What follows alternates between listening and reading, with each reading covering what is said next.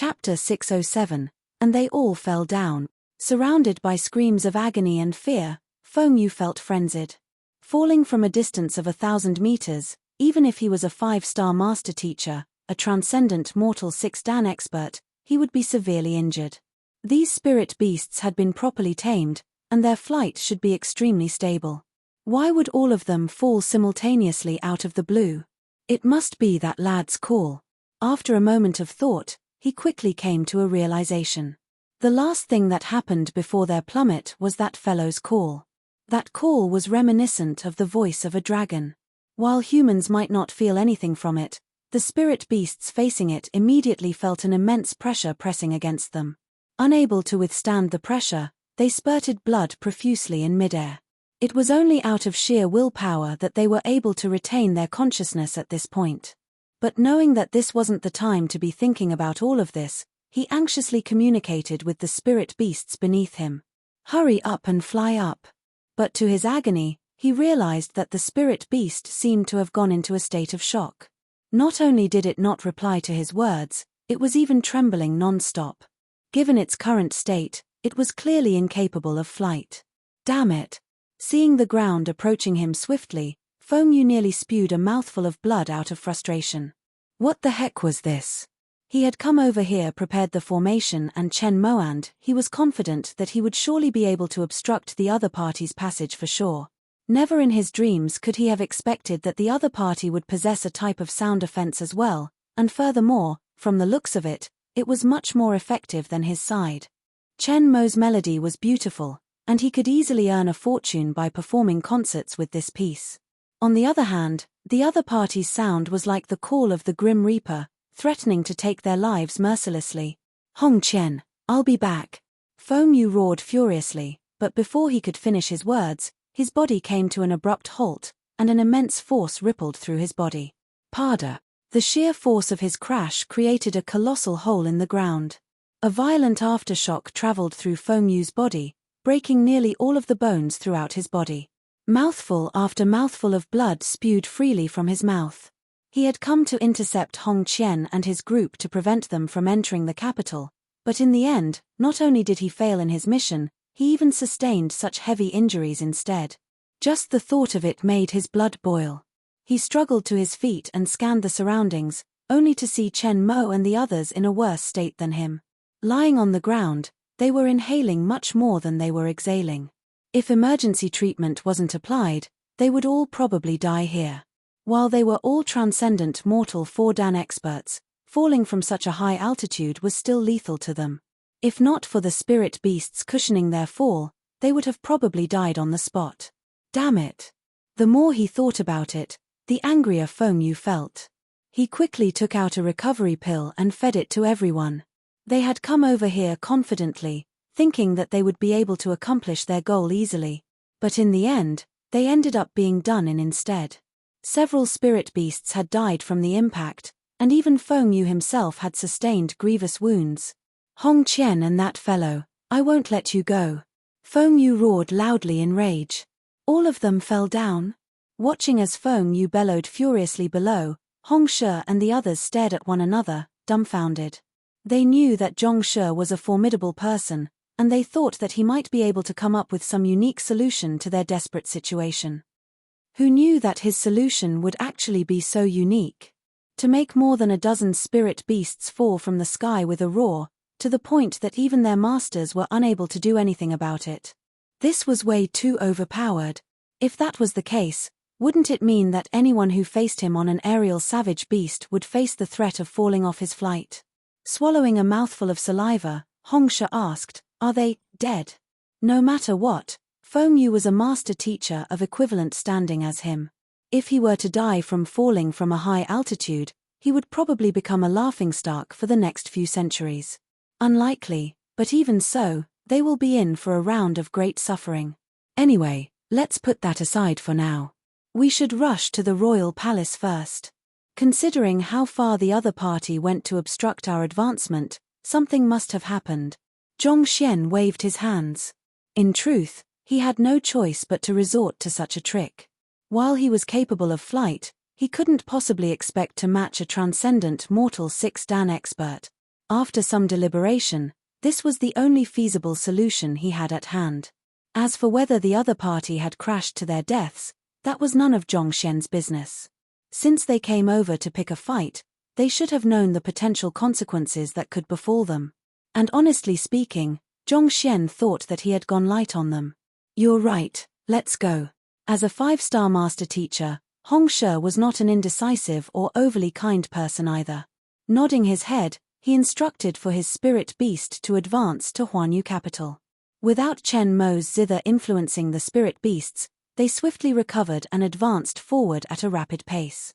A few minutes later, a majestic building appeared before them. Grand and refined, it exuded an incredibly noble atmosphere. This is the royal palace of Huanyu Empire.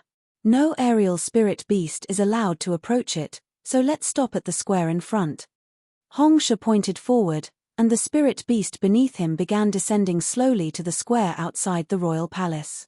As soon as the group stepped away from the back of the spirit beasts, several master teachers dressed in robes quickly rushed forward to welcome them. Hongshe, you're here. The one speaking had an emblem of 4 stars pinned on his chest. A 4-star master teacher. Zhuangqin, didn't I tell you to inform teacher of our arrival? Why did no one come to pick us up, and Fengshe and his group came over instead? Hongshe frowned. Zhuangqin wasn't from Huanyu Empire but from Hongfeng Empire Master Teacher Pavilion. He was dispatched here earlier so as to take care of various arrangements. The person who was supposed to liaise with Huanyu Empire in their stead was him. You met Fengshe? Zhuangqin's face darkened. He immediately looked over worriedly. He didn't do anything to you all, right? Fortunately, he didn't.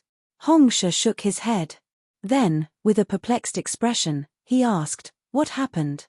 I reported to Weisha the news of your arrival, and he dispatched aerial spirit beasts to us to pick you up.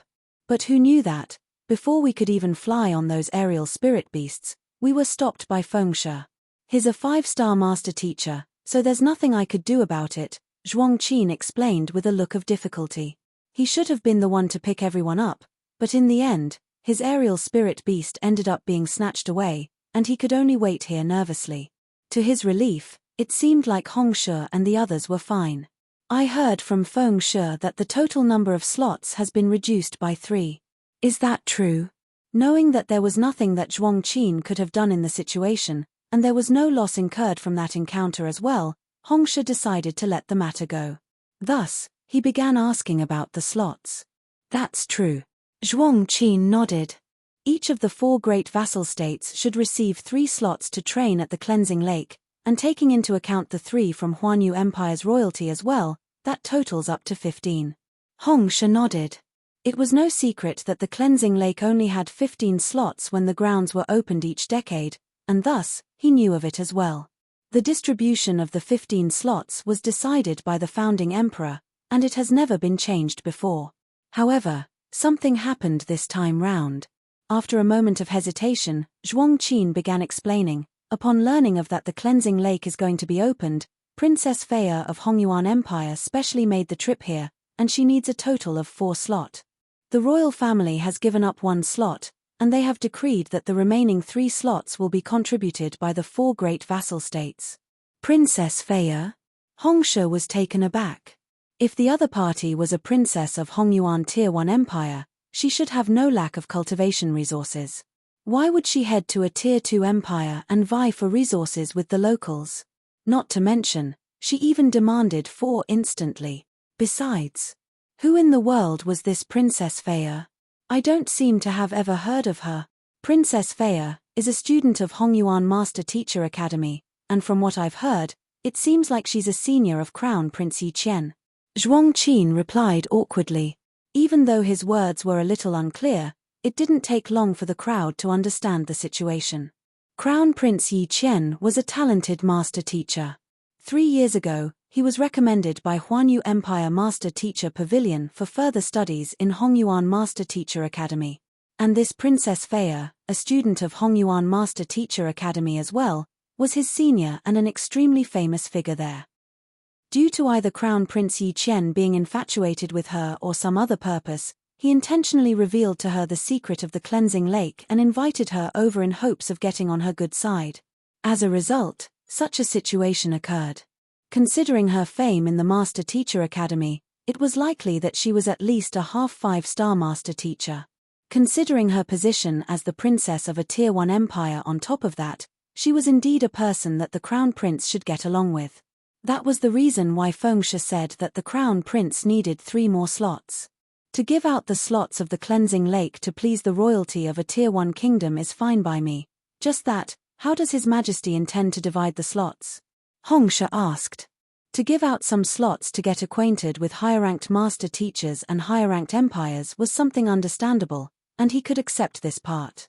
However, how were the 3 slots going to be divided among the 4 great vassal states? Surely no vassal state would be willing to give up their slots, so how would this matter be decided? His Majesty has instructed us to settle among ourselves, and there will be a banquet conducted by the Crown Prince in the Eastern Palace so as to determine the rules to solve this matter, Zhuangqin replied. On the day that he reported that Fengshe was going to arrive today, Crown Prince Yi Qian fixed the date of the banquet for that night. This was the reason why Fengyu went so far as to obstruct Fengshe's passage. If they were unable to attend the banquet, without a doubt, the other 3 powers would surely have Hongfeng Empire fork out all 3 of their slots. After all, each vassal state was only given 3 slots once every decade, and thus, they were reluctant to fork out any slots. Since there was someone they could push everything onto, they were delighted to do so. Besides, who asked them to be late? This probably isn't just Feng Yu's intent. Those old fogies of Chen Feng and Zhu Yu probably contributed to this as well. Upon understanding what was going on, Fengshe harumphed in anger. Obstructing their passage was beneficial to the other 2 powers as well, and Fengyuan Empire was unlikely to go so far if they didn't have any allies on their side. Most likely, the other representatives of the other 3 vassal states had decided on this plan, and Fengyu was only the one to execute it. It was fortunate that Zhongshe was able to foil their plans. Otherwise, Hongfeng Empire would have had to give up all 3 slots. If so, they would have made the journey here in vain. Since there's some time before the banquet, you all should head to your allocated rooms to rest first. I'll go and pay a visit to those old fogies. Fengshe flung his sleeves. He had his pride and dignity as a 5-star master teacher, so how could he possibly overlook it when someone schemed so blatantly against him? Naturally, he had to get back at them. I've already prepared your living quarters, it's not too far away from here. I'll show you the way. Knowing that he couldn't interfere in a conflict among 5-star master teachers, Zhuangqin could only change the topic and lead the group to their rooms. But all of a sudden, he thought of something and turned around to ask Fengshe with a doubtful expression. Fengshe, from what I saw, Fengshe probably made a lot of preparations to intercept you. How did you manage to get past them? Fengshe hesitated for a moment before replying. We were on our aerial spirit beasts when we met, and then, they fell down. Fell down? Zhuangqin was dumbstruck. Chapter 608, Master-Teacher Confrontation. What the heck does that mean? Did they fall from the back of their aerial spirit beast? Or did the spirit beasts fall along with them? These spirit beasts were tamed by experts engaged by the Huanyu Empire royalty such that even non-beast tamers were able to drive them. The main purpose of this was to create a powerful army for aerial combat. Even the weakest of Fengyu's group was a 4-star master teacher. How could a 4-star master teacher possibly allow himself to fall off the back of a spirit beast? Zhuangqin was bewildered by Fengshe's words. There's no need to bother about this, let's head to our living quarters first. It was unlikely the other party would believe him even if he were to explain it to them. Thus, Fengshe decided to save his breath. All right. Since Fengshe was unwilling to speak, Zhuangqin didn't push on. He led the group forward. The living quarters weren't too far away from the landing point. It was a mansion so vast that despite the huge size of their group, there would be no problem housing all of them in it. Zhong Xian took an individual courtyard for himself, Sun Qiong, and his students. It would be quieter this way, and he wouldn't be interrupted when he was teaching his students too. After settling everyone in, Fengshe and Zhongshe discussed for a moment to refine their plans before the former stomped out of the mansion. Those fellows actually dared to scheme against him. No matter what, he had to return the favor. Not too far away from the mansion Zhongxian and group were living in a relatively vast room, two old men were looking at a young man who just walked in to report a matter to them with a deep frown on their foreheads. What did you say? Hong Qian and his group have entered the city and are now in their living quarters? Yes. The young man nodded. Impossible. Didn't Feng Yu go to stop them? One of the old men exclaimed. Could it be that the both of them didn't meet? No, that can't be. There's only one route from Hongfeng Empire to here. If Hong Qian wanted to enter the city, he would surely meet with Feng Yu. What's going on? The other old man was also clearly a little skeptical of the news. This? I'm not too sure either. I've sent someone to check on it, and they should be reporting back soon, the young man replied. When Feng Shi and these two elders were discussing, he was by their side, and judging from their plan, he felt that Feng Shi would surely be able to intercept Hong Shi's group for a day. But before they could receive any news from Feng Shi's side, Hong Shi had already appeared in the city. Even he, despite being the person reporting the news, found it inconceivable. Yuan, quickly look into it. What in the world is that Feng Yu up to? The first old man shook his hands to dismiss the young man. Not too long later, the young man returned anxiously. It seemed like the news he had received was so shocking that he couldn't even keep his composure. You managed to dig up something? What happened? Asked the first old man. The young man reported the news that he had just gathered. Feng Shi and Hong Shi did meet one another outside the city, but for some reason, Feng Shi and his group lost control of their spirit beasts and fell from the sky. In truth, even he himself found this matter hard to believe. Fell down? Lost control of their spirit beasts? Does that even make sense? The two old men stared at one another in bewilderment. Are you jesting? Those were the elite spirit beasts of Huanyu Empire, and they had been trained for a very long time. Even if something happened, they would surely bring their rider safely to the ground. To fall from the sky on such well-trained spirit beasts, surely you must be pulling our legs. There's no mistake on the news. Speaking of which, someone was coincidentally walking by when that happened, and he used a record crystal to take down the situation then. The young man flicked his wrist and took out a crystal ball. Our men managed to buy it with spirit stones. A merchant party happened to pass by the area during the confrontation between Hong Shi and Feng Shi, and out of fascination, they recorded the scene. After which, when the young man sent his men to investigate the matter, they managed to track down the merchant party and procure this record crystal. In that aspect, they were truly lucky. Hurry up and play it, said the first old man anxiously. Nodding his head, the young man infused his zhenqi into the record crystal. Wang. Amidst a buzz, dozens of aerial spirit beasts suddenly came into sight. The recording was taken a significant distance away from the confrontation, so there was no voice to be heard. Even so, it was clear that the both sides were clearly clashing with one another. It's Feng Shi and Hong Shi. With a glance, the first old man immediately recognized the men standing on the spirit beasts. They had known one another for several decades now, and they could identify one another even from afar.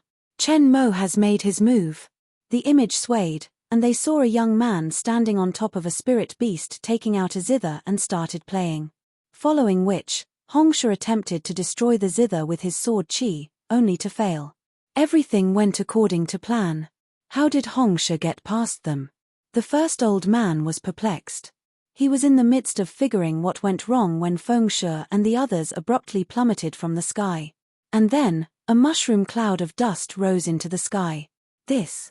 The group stared at one another blankly. What just happened?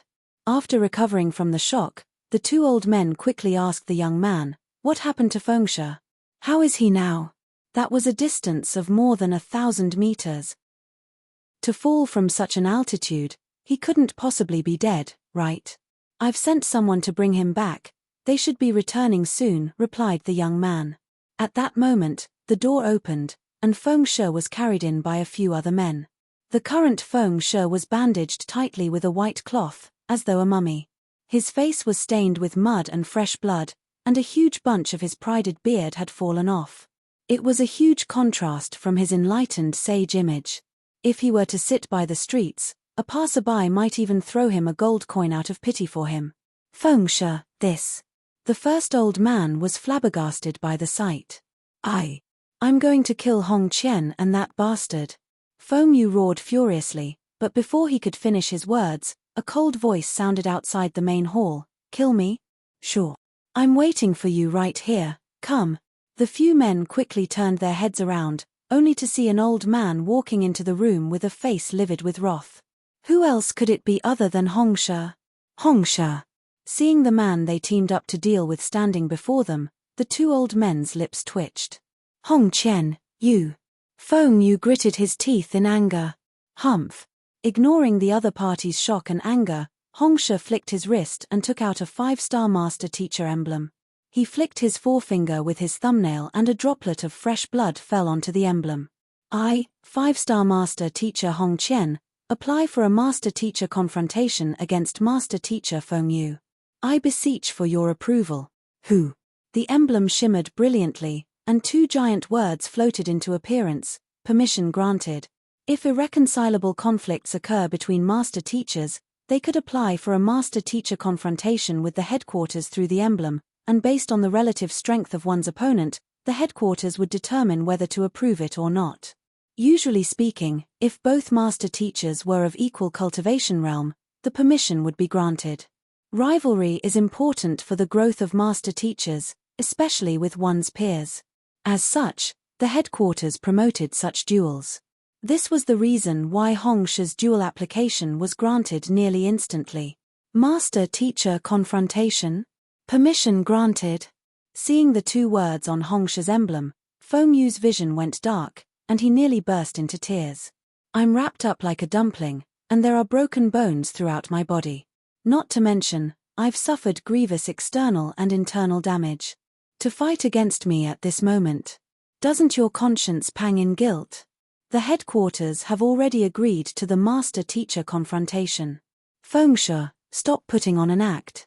Let our fists do the talking instead. Hong Shi flung his sleeves majestically. Exerting pressure on the walking stick in his hand, Feng Yu stood up from the stretcher and exclaimed, I'm severely injured, how do you expect me to fight with you? Severely injured? Feng Shi, your joke isn't funny. I've heard that you were still in perfect condition when you left the royal palace 2 hours ago. In fact, you even offered some pointers to a guard. Since you didn't do anything, how in the world did you get injured? To think that a proud 5-star master teacher would stoop down to even feigning injury just so to not face me in a fight. And you call yourself a master teacher? Hong Shi replied righteously. You. Feng Yu's lips twitched violently, and his eyes were about to pour.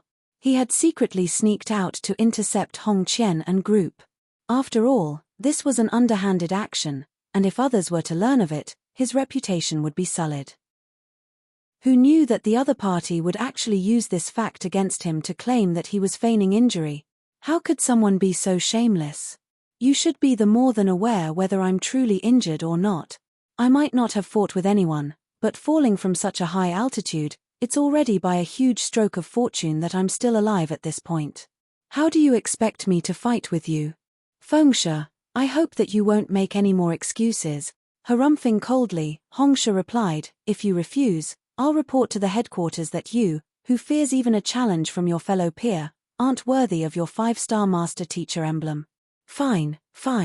I'll accept your challenge. Are you happy now? Feng Yu gritted his teeth indignantly.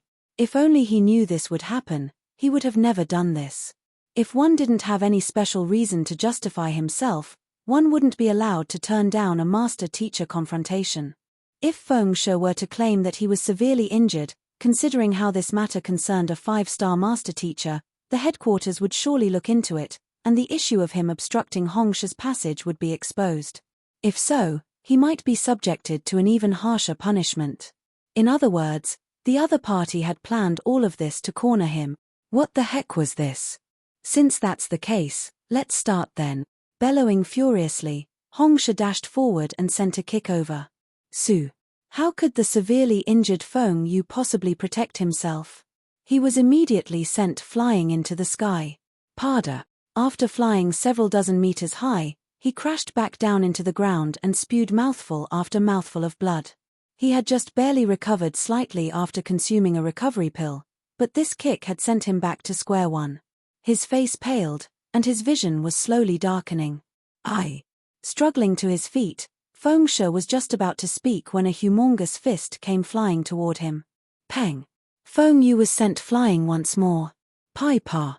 Huala! The sound of fists and kicks digging into flesh sounded, and soon, all traces of humanity were beaten out of Feng Yu. Fengshe had controlled his attacks well so as to maximize the other party's suffering without worsening his current injuries too much. For a proud 5-star master teacher to be schemed against, if he didn't repay this favor, wouldn't others think that he was an easy person? Master teachers were humans, not saints. They couldn't possibly accept and forgive when someone struck them in their faces. In this case, tolerance is not a sign of magnanimity but weakness. If they couldn't uphold their own dignity, how could they possibly protect master-teacher continent from the otherworldly demons? It isn't a crime to be good-tempered, but if one wishes to protect something, one needs to be strong. Peng peng peng peng. After a long round of beating, Fengshe finally finished venting his anger. Clapping his hands, he clasped his fist and bowed. Fengshe, thank you for going easy on me. At this moment, Feng Yu was no different from Chen Mo and the others when they fell to the ground back then. He was breathing heavily but exhaling lightly, and it looked as though he might just breathe his last at any moment. You. Very well. Hong Qian. I, 5-star master teacher Luo Zhao, challenge you to a master-teacher confrontation right now. I beseech for your approval. Fengshe had beaten up Fengshe in the name of the master-teacher confrontation. His actions were within the rules, so there was nothing they could complain about. But after the duel was over, the first old man immediately took out his emblem and challenged Fengshe. He wanted to get back at Fengshe for Feng Yu. Fengshe placed his hands behind his back and declared proudly, "My apologies, but I've just finished my battle with Fengshe and suffered grievous injuries in the process. I won't be able to fight for the next 10 years, so I'll reject your challenge." You. The trio staggered, and they nearly burst into tears. Big brother, can you get any more shameless than that? Chapter 609, Fengshe's conditions severely injured. Severely your head. Could that battle between you and Fengshe even be called a battle? More like a one-sided pummeling. Not a single droplet of sweat was produced in that fight, and yet you said that you were severely injured and can't fight for the next 10 years. The one who is severely injured is Fengshe, alright? Look at him. His eyes are even rolling up now. On the other hand, you look perfectly energized after the duel, and the bright smile on your face is about to extend to your ears. The more he thought about it, the angrier he felt. Master teacher Luo Zhao bellowed furiously, "The both of us know very well whether you are injured or not. Why don't you just say that you dare not accept my duel? If you can really forsake your morals and dignity as a master teacher and take advantage of my weakness, then yes, I can accept your duel. But if that's the case, I'll decide the rules of the duel." Fengshe glanced at the other party calmly and continued, "We'll both ride on an aerial spirit beast each and fight 1,000 meters high in the air. Do you dare accept my proposal?" You. Luo Zhao felt his head spin. An aerial battle? The sight that he had seen from the record crystal a moment ago was still engraved into his eyes. If he were to really fight with that fellow in midair, he would probably fall out of the sky just like Fengshe, and perhaps even suffer yet another round of beating afterward. Putting aside teaching the other party a lesson, he might not even be able to survive the ordeal. You don't dare. Fengshe glanced at the other party with clear contempt in his eyes. If you are that cowardly, don't waste my time. You challenged an injured person, and yet, you dare not accept my proposal. How embarrassing. Luo Zhao's face immediately turned crimson, and he nearly spurted a mouthful of blood. The Fengshe he remembered should have been an honest and upright person. When did he become so shameless? Harumphing coldly, Fengshe continued, "All right. Since you dare not challenge me, let's get to the main topic at hand. You obstructed my passage in midair, foiling the fairness of our competition. I demand an explanation for this matter." The purpose of his visit was to demand an explanation. Now that he was done beating up Feng Yu, his anger had already subsided mostly. But he was still reluctant to let things end here. Initially, he was going to stomp here right after settling everyone in, but Zhongshe stopped him and offered him some advice. And it seemed like the advice did work out as well. Otherwise, if Hongshe had acted as he originally planned to barging in here and criticizing the group, not only would the other party simply forget it after a night's rest, his own anger wouldn't be quenched either. In fact, if the three of them were to gang up on him, he might even be put in a disadvantageous position. But now, having gotten back at Feng Shui through the master-teacher confrontation and silencing the others by proposing an aerial duel, the momentum was with him. Explanation? You still want an explanation? Luo Zhao and the other master-teacher stared at one another, and they nearly exploded from anger. You came here and pummeled Feng Shui to the point that he is teetering on the brink of death already, and yet you still demand an explanation? Simple. Since you used an underhanded method to stop us, I want a compensation. How about this? I won't go too far, 500 middle-tier spirit stones, and we'll call it quits. I won't report this matter to teacher or His Majesty. Otherwise, I'll cause a huge fuss and see who's at fault here. Hongshe waved his hands. In truth, he had little fear even when facing another three master teachers of equivalent standing as him. No matter what, Zhongshe was a person whom even Pavilion Master Mo of Hongyuan Master Teacher Pavilion was willing to offer a high-tier spirit stone to get acquainted with. If this matter were to blow up, these three fellows would surely be the ones suffering in the end. 500 middle-tier spirit stones? The bodies of the duo shuddered. They might be 5-star master teachers, but they didn't have too many middle-tier spirit stones in their hands either. 100 to 200 middle-tier spirit stones were already a huge amount of wealth to them. To demand 500 in a single breath, this was no different from daylight robbery, but it was true that they were at fault in this matter.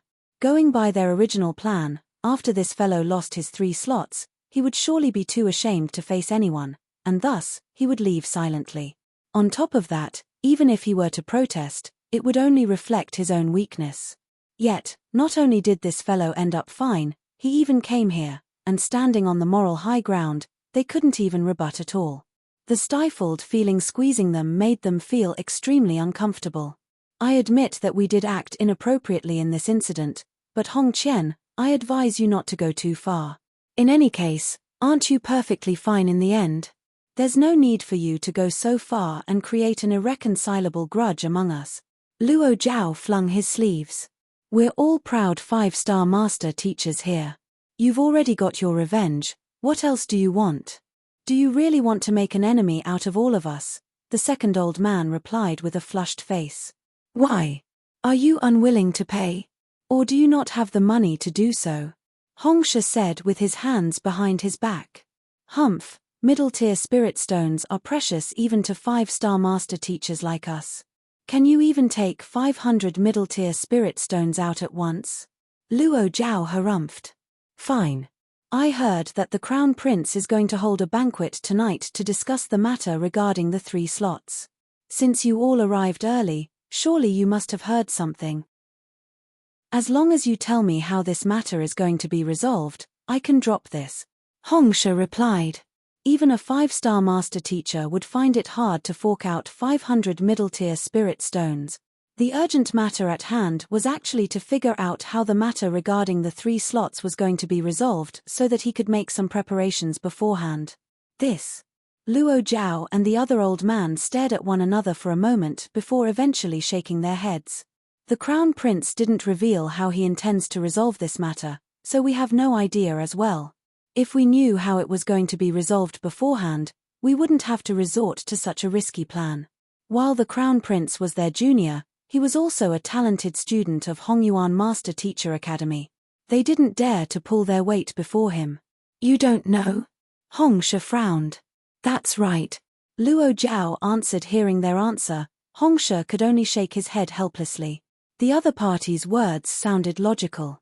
If they had known what was going to happen, they would have simply prepared beforehand instead of risking themselves and going to such lengths to stop him. Luo Zhao hesitated for a moment before speaking again. How about this? Even though we don't know what the Crown Prince is going to do later on, I can tell you about the matter regarding Princess Faya and the other 3 slots. This is a matter that took us a lot of investigation before successfully uncovering. All right then. As long as you tell me all that you know, we'll strike off everything that has happened. Hong Shi nodded in agreement. It was just a matter of time before Zhongshe and the others would head to Hongyuan Master Teacher Academy.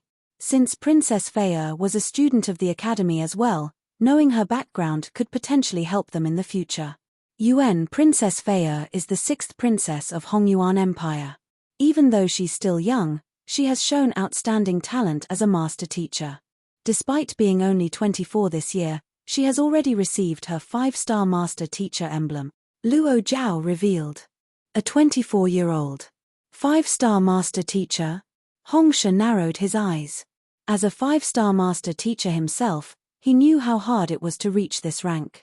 On top of outstanding talent, one had to reach astounding proficiency in 5 different supporting occupations as well, reaching the rank of 5-star in each of them. He had spent 160 years before succeeding, and yet, the other party actually accomplished it by 24. It was hard for him to believe it. Even Zhongshe would find it hard to rival such genius. Hong Shi smiled bitterly. True geniuses are indeed fearsome. Yes.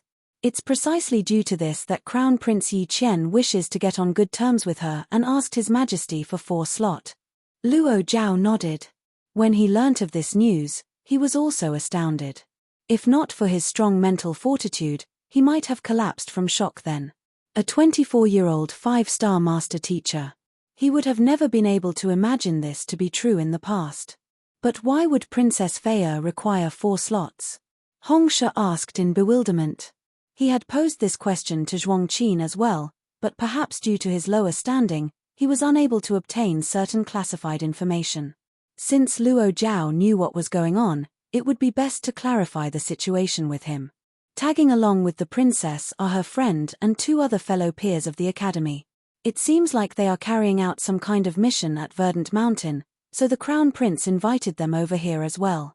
Otherwise, there's no reason for the princess of Hongyuan Empire to make her way here just for the cleansing lake, Luo Zhao replied.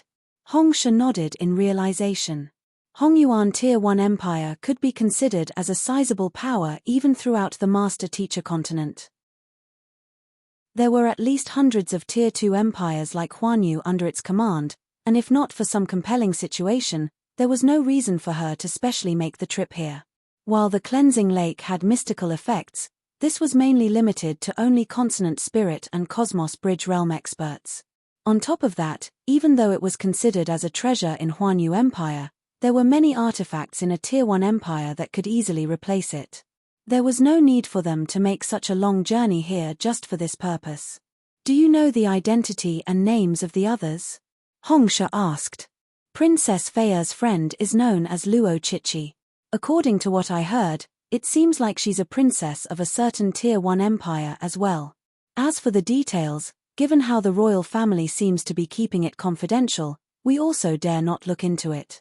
However, it seems like her ranking as a master teacher doesn't pale to Princess Faya at all, and her cultivation even surpasses the latter. Based on my estimates, even the 4 of us combined might not even be a match for her, Luo Zhao said grimly. He had only met Luo Chichi once, but he could tell that the latter's cultivation had reached an astounding level.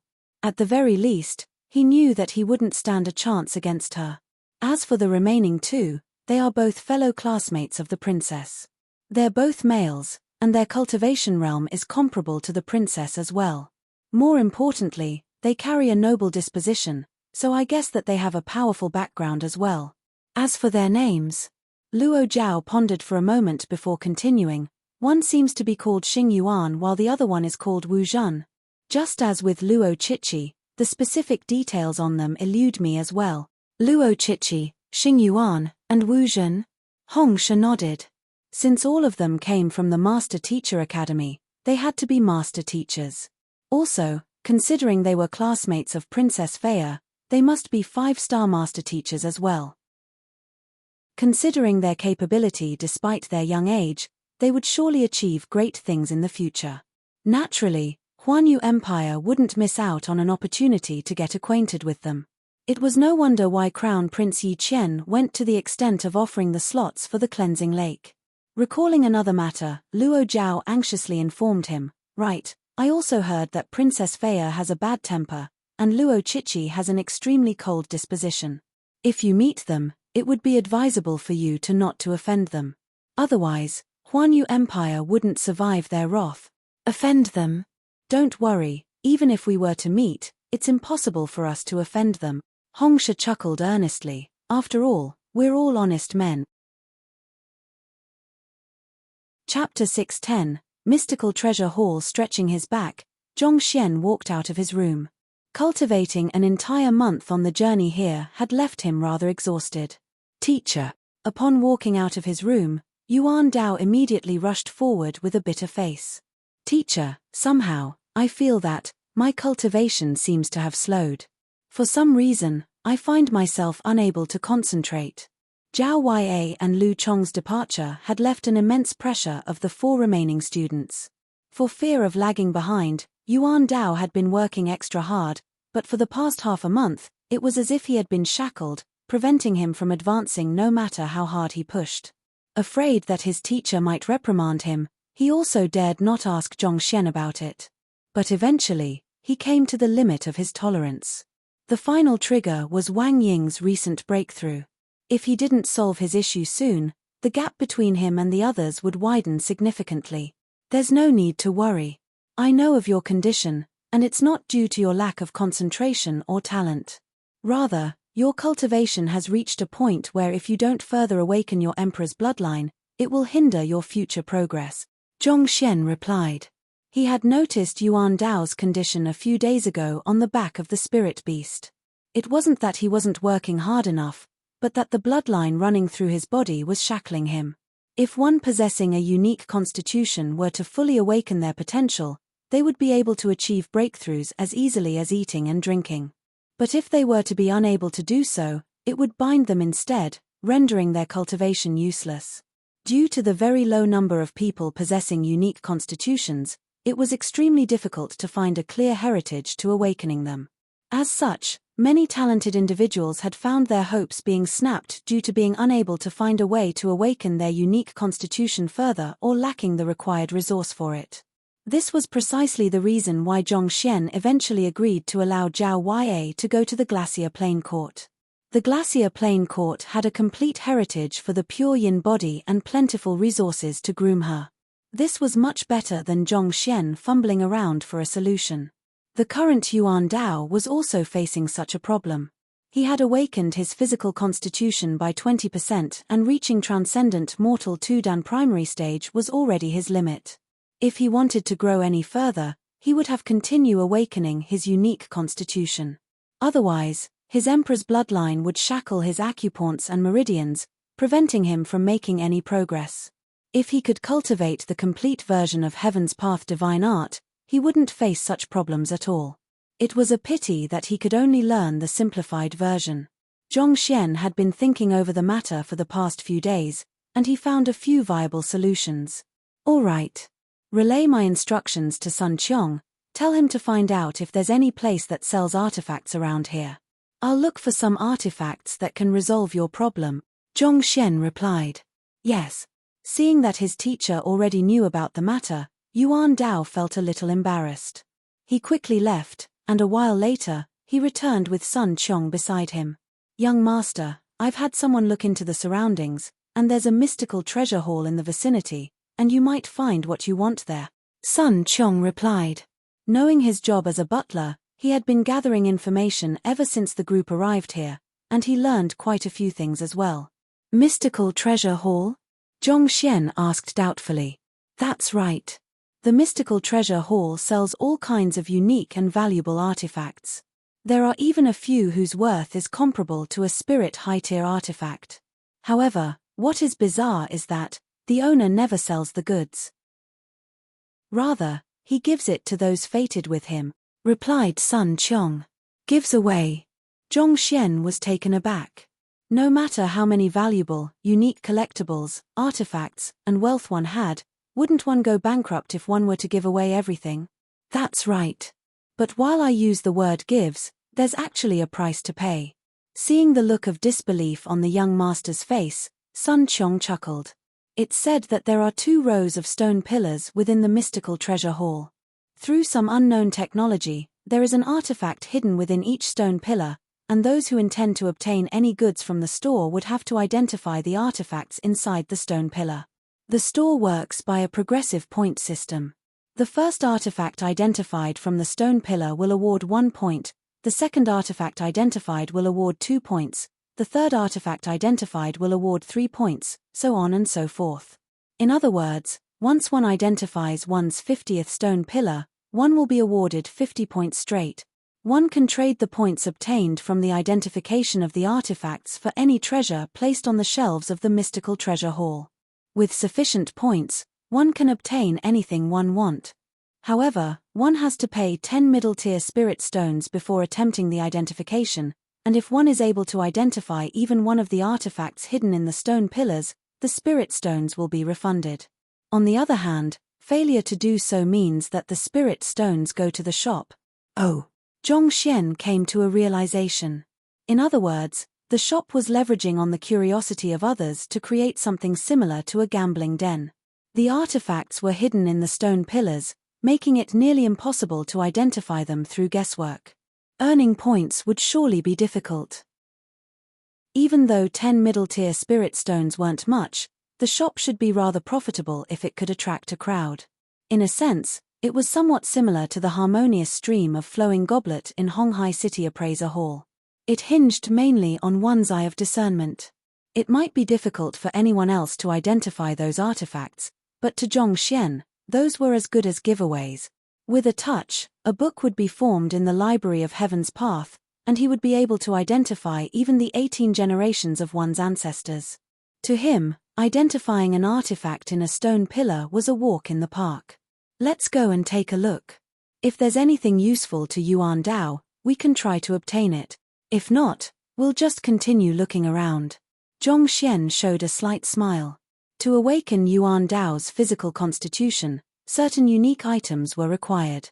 If the mystical treasure hall possessed these items, Zhongxian would identify the artifacts in some stone pillars to obtain them.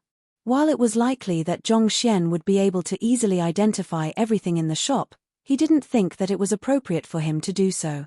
After all, a master teacher should behave in a way befitting of one. It would be inappropriate for him to grab all of the treasures of another when the other party was simply conducting his business. Besides, in a foreign place such as Huanyu Empire, it was best for him to maintain a low profile. Yes. Nodding his head, Sun Qiong walked forward and led the way. Since they were looking for a treasure relating to Yuan Dao's constitution, naturally, he tagged along as well. The mystical treasure hall wasn't too far away from the royal palace. After a short 20-minute walk, they found themselves standing before a majestic, towering building. 3 grandly written words, Mystical Treasure Hall, were written on a board hung above the entrance. These words absorbed spiritual energy from the surroundings, and it felt as though they would leap out from the surface at any moment. A 6th-level calligraphy? Upon seeing it, Zhongxian was stunned. A 6th-level calligraphy has already reached the level of spiritual wisdom. Even a 5-star painter would find it hard to produce a work of this tier. Seeing such a work before entering the mystical treasure hall, Zhongxian's interest in it intensified. Walking through the door, they arrived at an exceptionally vast main hall. There were shelves placed by the walls, and all kinds of artifacts filled its surface. The 3 men walked over to take a closer look. Sword, painting, chess, or spirit beast fur. There were indeed all kinds of treasures here. The golden talon of a transcendent mortal 4-dan fox-eagle beast. Walking along the shelf, Zhongxian suddenly came to a stop. Placed on the shelf before him was a meter-long, giant, golden talon, and it felt both cold and sharp. The fox-eagle beast was a transcendent mortal 4-dan spirit beast. Not only were there very few of them, they were also extremely cunning. Even the beast hall would be troubled to find one of them, needless to say, capture or kill one. And the talons of this rare beast were exceptionally valuable treasures. This was especially so for those that were golden in color. It was the ideal material to forging a spirit intermediate tier pinnacle weapon. Many people would die to obtain even just a small piece of its talons, and yet, there was a complete one here. Its price was inestimable. Lowering his head to take a closer look, he saw a goatskin label placed beneath the claw, and written on it was, Golden Talon of the Fox-Eagle Beast, 1. Zhongxian couldn't help but ask Sun Qiong, what does this one mean? Sun Qiong pondered for a moment quickly before replying. The 1 refers to the number of points required to trade for it. One can trade for this with just a single point. Zhongxian was stunned. The golden talon of a fox-eagle beast was incomparably rare and valuable. If one were to put it in an auction, it would be worth dozens of spirit stones. And yet, one could trade for it with just a single point. Wasn't the worth of the points here a little, way too high? The items on the first floor can be traded with just 1 point. The higher one ascends, the more valuable the items become. Sun Qiong smiled. I can trade for any one of these items with just 1 point. Shocked, Zhongxian breathed in a large mouthful of cold air. He suddenly could see why anyone would come and try their luck despite the seeming impossibility of the task. The items on display were simply too valuable. Moving along, Zhongxian saw a few more valuable items whose worth weren't beneath that of the fox-eagle beast's talon, and labeled on the goatskins beneath them were 1 as well. Impressed, Zhongxian exclaimed, impressive. This place indeed lives up to the words mystical treasure. Soon, he finished looking around the first floor. Even though the items on the first floor were indeed valuable, none of them were truly effective in awakening Yuan Dao's unique constitution. The emperor's bloodline was special even among unique constitutions. While Zhongxian wasn't too sure what items would work, he had a rough idea in mind. Let's move on to the second floor. Knowing that there was nothing he needed on the first floor, Zhongxian lost his interest. To Zhongxian, no matter how good an artifact or item was, its worth couldn't possibly exceed that of spirit stones or cultivation technique manuals. As such, he didn't bear much interest in such stuff. Otherwise, he wouldn't have returned the artifacts he claimed from the harmonious streaming of flowing goblets back to the appraiser hall back then. The 3 men moved on to the second floor. There were significantly fewer people on the second floor, and the number and variety of items were also more limited as well. But with just a glance, it was clear that the items here were much more valuable. There were many one-of-kind artifacts and items that, despite Zhongxian's extensive knowledge, he couldn't name. This is a painting of the 7th level? Soon, Zhongxian saw a painting of the 7th level. Judging from its quality, the painter who created it must be at least 6-star in rank. The animals and plants inside were so lifelike that it felt as though they were truly living beings that would leap out of the painting at any moment. A painting at the level of enlightened spirit already possessed spirit and sentience, and the creatures within were capable of leaving the painting on their own accord. Taking a closer look, he saw a line of words written on the goatskin below, proud conception of spring and autumn, 2. It's worth only 2 points. Zhongxian was astonished. This painting was much better than rousing from the drunken dreams that was auctioned in Honghai City back then. After all, the creation of that painting was a mistake in itself. Even though it barely managed to reach the 7th level under Zhongxian's hands, it was ranked amidst the lowest within that tier, and it was eventually sold for only 20,000 low-tier spirit stones, which was equivalent to 2 middle-tier spirit stones. On the other hand, this was a masterpiece left behind by a 6-star painter. If placed in an auction, its price would surely soar above 50 middle-tier spirit stones. To think that its value would only be 2 here. This mystical treasure haul was indeed fearsome. The range and value of the treasures displayed here had far exceeded his expectations. Just as Zhongxian was about to continue browsing around, a faint voice echoed from the stairway, and soon, 2 figures could be seen walking over. How can one find anything good in this remote place? If there's anything you want, I can get it for you after we return. Chapter 611, Inner Core of Great River Snake. It was man and a lady. The both of them carried a dignified air around them. The lady walking in front was dressed in light yellow, tight-fitting clothes that outlined her beautiful figure. Her long, black hair that fell on her shoulder contrasted with her fair skin, and she had a slender waist where one could easily hold. Her outer appearance was in no way beneath that of Mo Yu or Zhao Feiwu. The man beside her seemed to be in his 30s. He had a broad figure with a well-defined face. There was a hint of authoritativeness etched between his brows, indicating that he was likely to be a person of high standing. Nevertheless, Zhong Xian wasn't interested in the other party's appearance. In terms of beauty, there was no one who could compare up to Zhao Ya, and Mo Yu and Zhao Feiwu were top-notch beauties as well. Yet, he didn't pay much heed to the three of them, so of course he wouldn't gawk at a lady whom he didn't recognize. But taking a look at the other party's cultivation, he was shocked. Even though the two of them were young, their cultivation was exceptional. They gave a feeling reminiscent of the deep ocean or endless abyss. They were definitely stronger than Hongshe. Transcendent Mortal 6 Dan? Zhong Xian's eyebrows shot up. Of the 28 regional powers, even the strongest expert hadn't reached Transcendent Mortal 6 Dan. Yet, just by walking around town, he had already met with two of them. Not to mention, the both of them were extremely young as well. As expected of Huanyu capital, it was indeed filled with experts. As expected, the might of the capital far exceeded that of the vassal states. There's no need for it. If you're bored, you can return first, the beautiful lady replied impassively, snubbing the other party's goodwill. From the look of it, the duo didn't seem to be close. Hihi, how could I possibly be bored? If you wish to look around, I'll accompany you. The man laughed awkwardly. The duo continued walking around the shelves to take a look. Zhong Xian couldn't be bothered with the duo anymore, and he continued browsing through the items. To awaken the Emperor's bloodline, he would require the blood essence or inner core of spirit beasts with similar attributes, or some unique medicinal herb, and such. But these items were extremely rare and finding them was no easy task. Purple Dawn Pearl?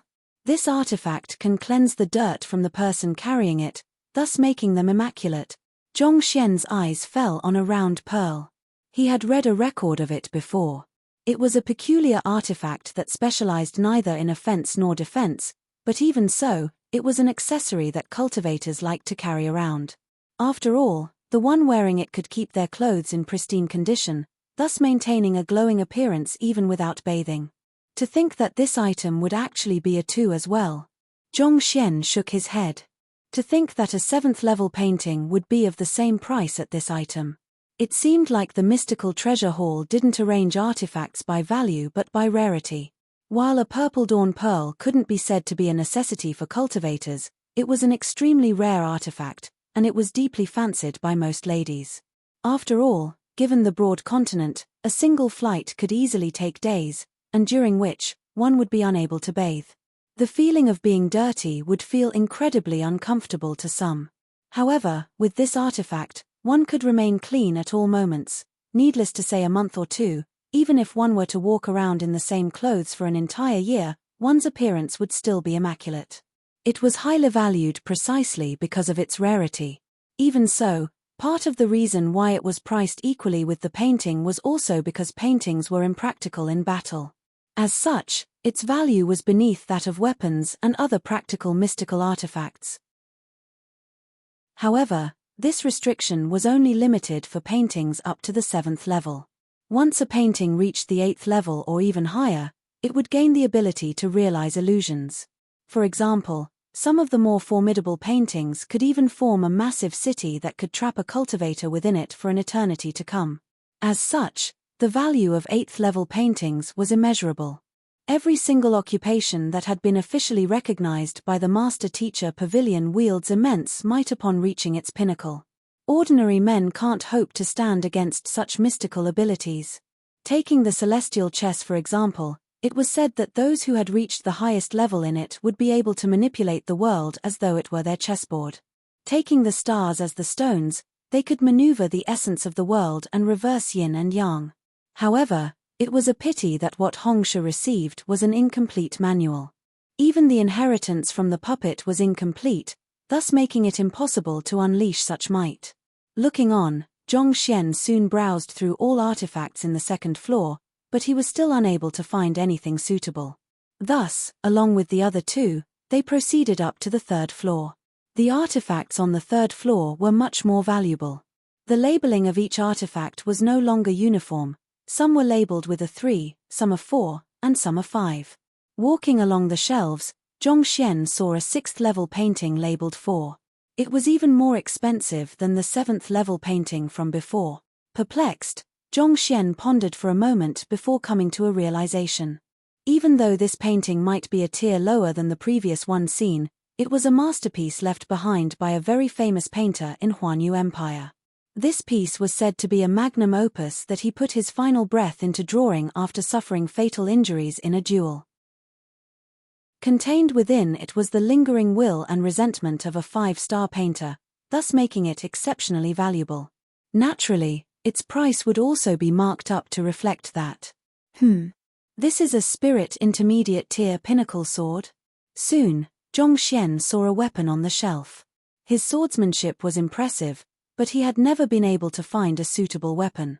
If he could wield one fitting of his current cultivation, his fighting prowess would surely soar significantly. This sword was even higher ranked than the ones he had seen at Honghai City. Its sharp, cold gleam could induce a freezing sensation in those that set its eyes upon it. Glacier Rain Sword, 6. Such was written on the goatskin label beneath it. It is actually worth 6 points. Zhongxian was stunned. He had seen many spirit intermediate tier weapons in the shop, but those were only labeled 1. Yet, this sword was actually priced at 6. Wasn't this a little way too exaggerated? Sensing Zhongxian's doubt, an attendant walked over to him and explained, Gongzi, this sword was personally forged by Master Blacksmith Hu Qingzi, and it is an upgradable artifact. It can undergo another round of tempering, thus making it incomparably valuable. It is nothing like those ordinary weapons displayed below. Upgradable artifact. Zhongxian froze for a moment before nodding his head. While he had never officially learned smithing before, he had collected quite a few books on the topic, and he knew of the various jargons in it. Typically, a weapon was considered to be complete once its form became fixed. If one were to put it through another round of tempering, there was a good chance it might lose its sharpness and be rendered useless. But upgradable artifacts were different. If one were to find better ores in the future, one could meld it into the artifact during the tempering process, thus raising the weapon's quality and possibly its tier. In other words, while this artifact might be a spirit intermediate tier weapon at the moment, it was impossible to predict how strong it could become in the future. In that sense, it was indeed worthy of its pricing of 6. The inner core of a great river snake? While Zhongxian was interested in the sword, he wasn't in a rush to obtain it. Instead, he continued looking on, but right after he barely took 2 steps, his eyes suddenly lit up. Placed on a shelf not too far away was a round inner core of a spirit beast. It was crimson in color, and it exuded a searing aura. The inner core of a transcendent mortal 7-dan spirit beast, Great River Snake. The Great River Snake was a spirit beast that lives in marshlands in mountain valleys. It had thick scales that granted it incredible defensive capability. But while its body was cold as though metal, its inner core was fiery like coal, leaving one with a sensation as though one would be incinerated. The Great River Snake possesses the dragon bloodline, so it should be able to awaken Yuan Dao's Emperor's bloodline. Zhongxian smiled. While the Great River Snake was considered to be a type of snake, it possessed the bloodline of a flood dragon. On top of that, it was also a spirit beast possessing superior defensive ability, which was aligned with the Emperor's bloodline. Lowering his glance to take a look, he saw the label on the goatskin, inner core of a Great River Snake, 10 points. But it's indeed worth this much. Only a transcendent mortal 8-dan expert could hunt and procure the inner core of a transcendent mortal 7-dan spirit beast. As such, it was no surprise that it would be labeled 10. I'll be taking this. Zhongxian made an internal decision. However, the searing aura of the inner core is too strong, and I'll need some medicinal herbs to mediate its properties. I wonder if I can find anything suitable here. Having found something suitable for Yuan Dao, Zhongxian nodded his head in satisfaction. He continued to browse through the shop in hopes of finding a medicinal herb with mediating properties when a faint voice suddenly sounded. I want this sorrow-severing grass. How much is it? It was the voice of a female. Glancing over, it was the dashing man and beautiful lady he had met back on the second floor. Unbeknownst to Zhongxian, the both of them had come up to the third floor as well. Sorrow-severing grass? Zhongxian's eyes lit up. Sorrow-severing grass was a medicinal herb possessing cold attribute. It had a gentle nature, and it was exceptionally potent in neutralizing fiery properties. On top of that, it nourished and formed a layer of protection around one's inner organs and meridians, thus making it the best possible medicinal herb to go along with the inner core of Great River Snake. Replying this lady over here, our mystical treasure hall doesn't sell our treasure through normal means. If you wish to purchase anything, you will have to earn points and trade for it. The attendant managing the third floor quickly hurried over and explained. Points? What do you mean by points? The young man beside her frowned. Our mystical treasure hall has 2 rows of stone pillars on the 4th floor, and sealed within them are artifacts of all kinds. If one successfully identifies them within the time limit, one will be given points. The more artifacts one recognizes, the more points one earns. The attendant quickly went through the rules. It was exactly the same as how Sun Qiong described it, but it was even more detailed. How troublesome. But since it's just identifying artifacts, there should be no problem at all. Hearing that there's such a complex procedure in work here, the young man frowned. But following which, his face beamed with confidence, and he turned to the lady before him and said, 6th. Young mistress, wait here for a moment. I'll bring some points to you right now. A look of displeasure flashed across the face of the lady known as the 6th young mistress upon hearing her companion's words. I don't need your help. I'll earn the points myself. Waving her hands, she turned to the attendant and said, lead the way. I wish to take a look. Yes. Seeing that someone was interested in challenging the stone pillars, the attendant quickly led the duo up to the next floor. Let's follow them. Zhongxian beckoned for the other 2. The aim of his visit here was to find something to awaken Yuan Dao's unique constitution, and to procure those items, he would need to earn points as well. Following behind the attendant's group onto the 4th floor, a vast room appeared before him. Dozens of stone pillars were placed neatly in 2 rows in the middle. They had a smooth exterior, and it was impossible to tell how it was carved.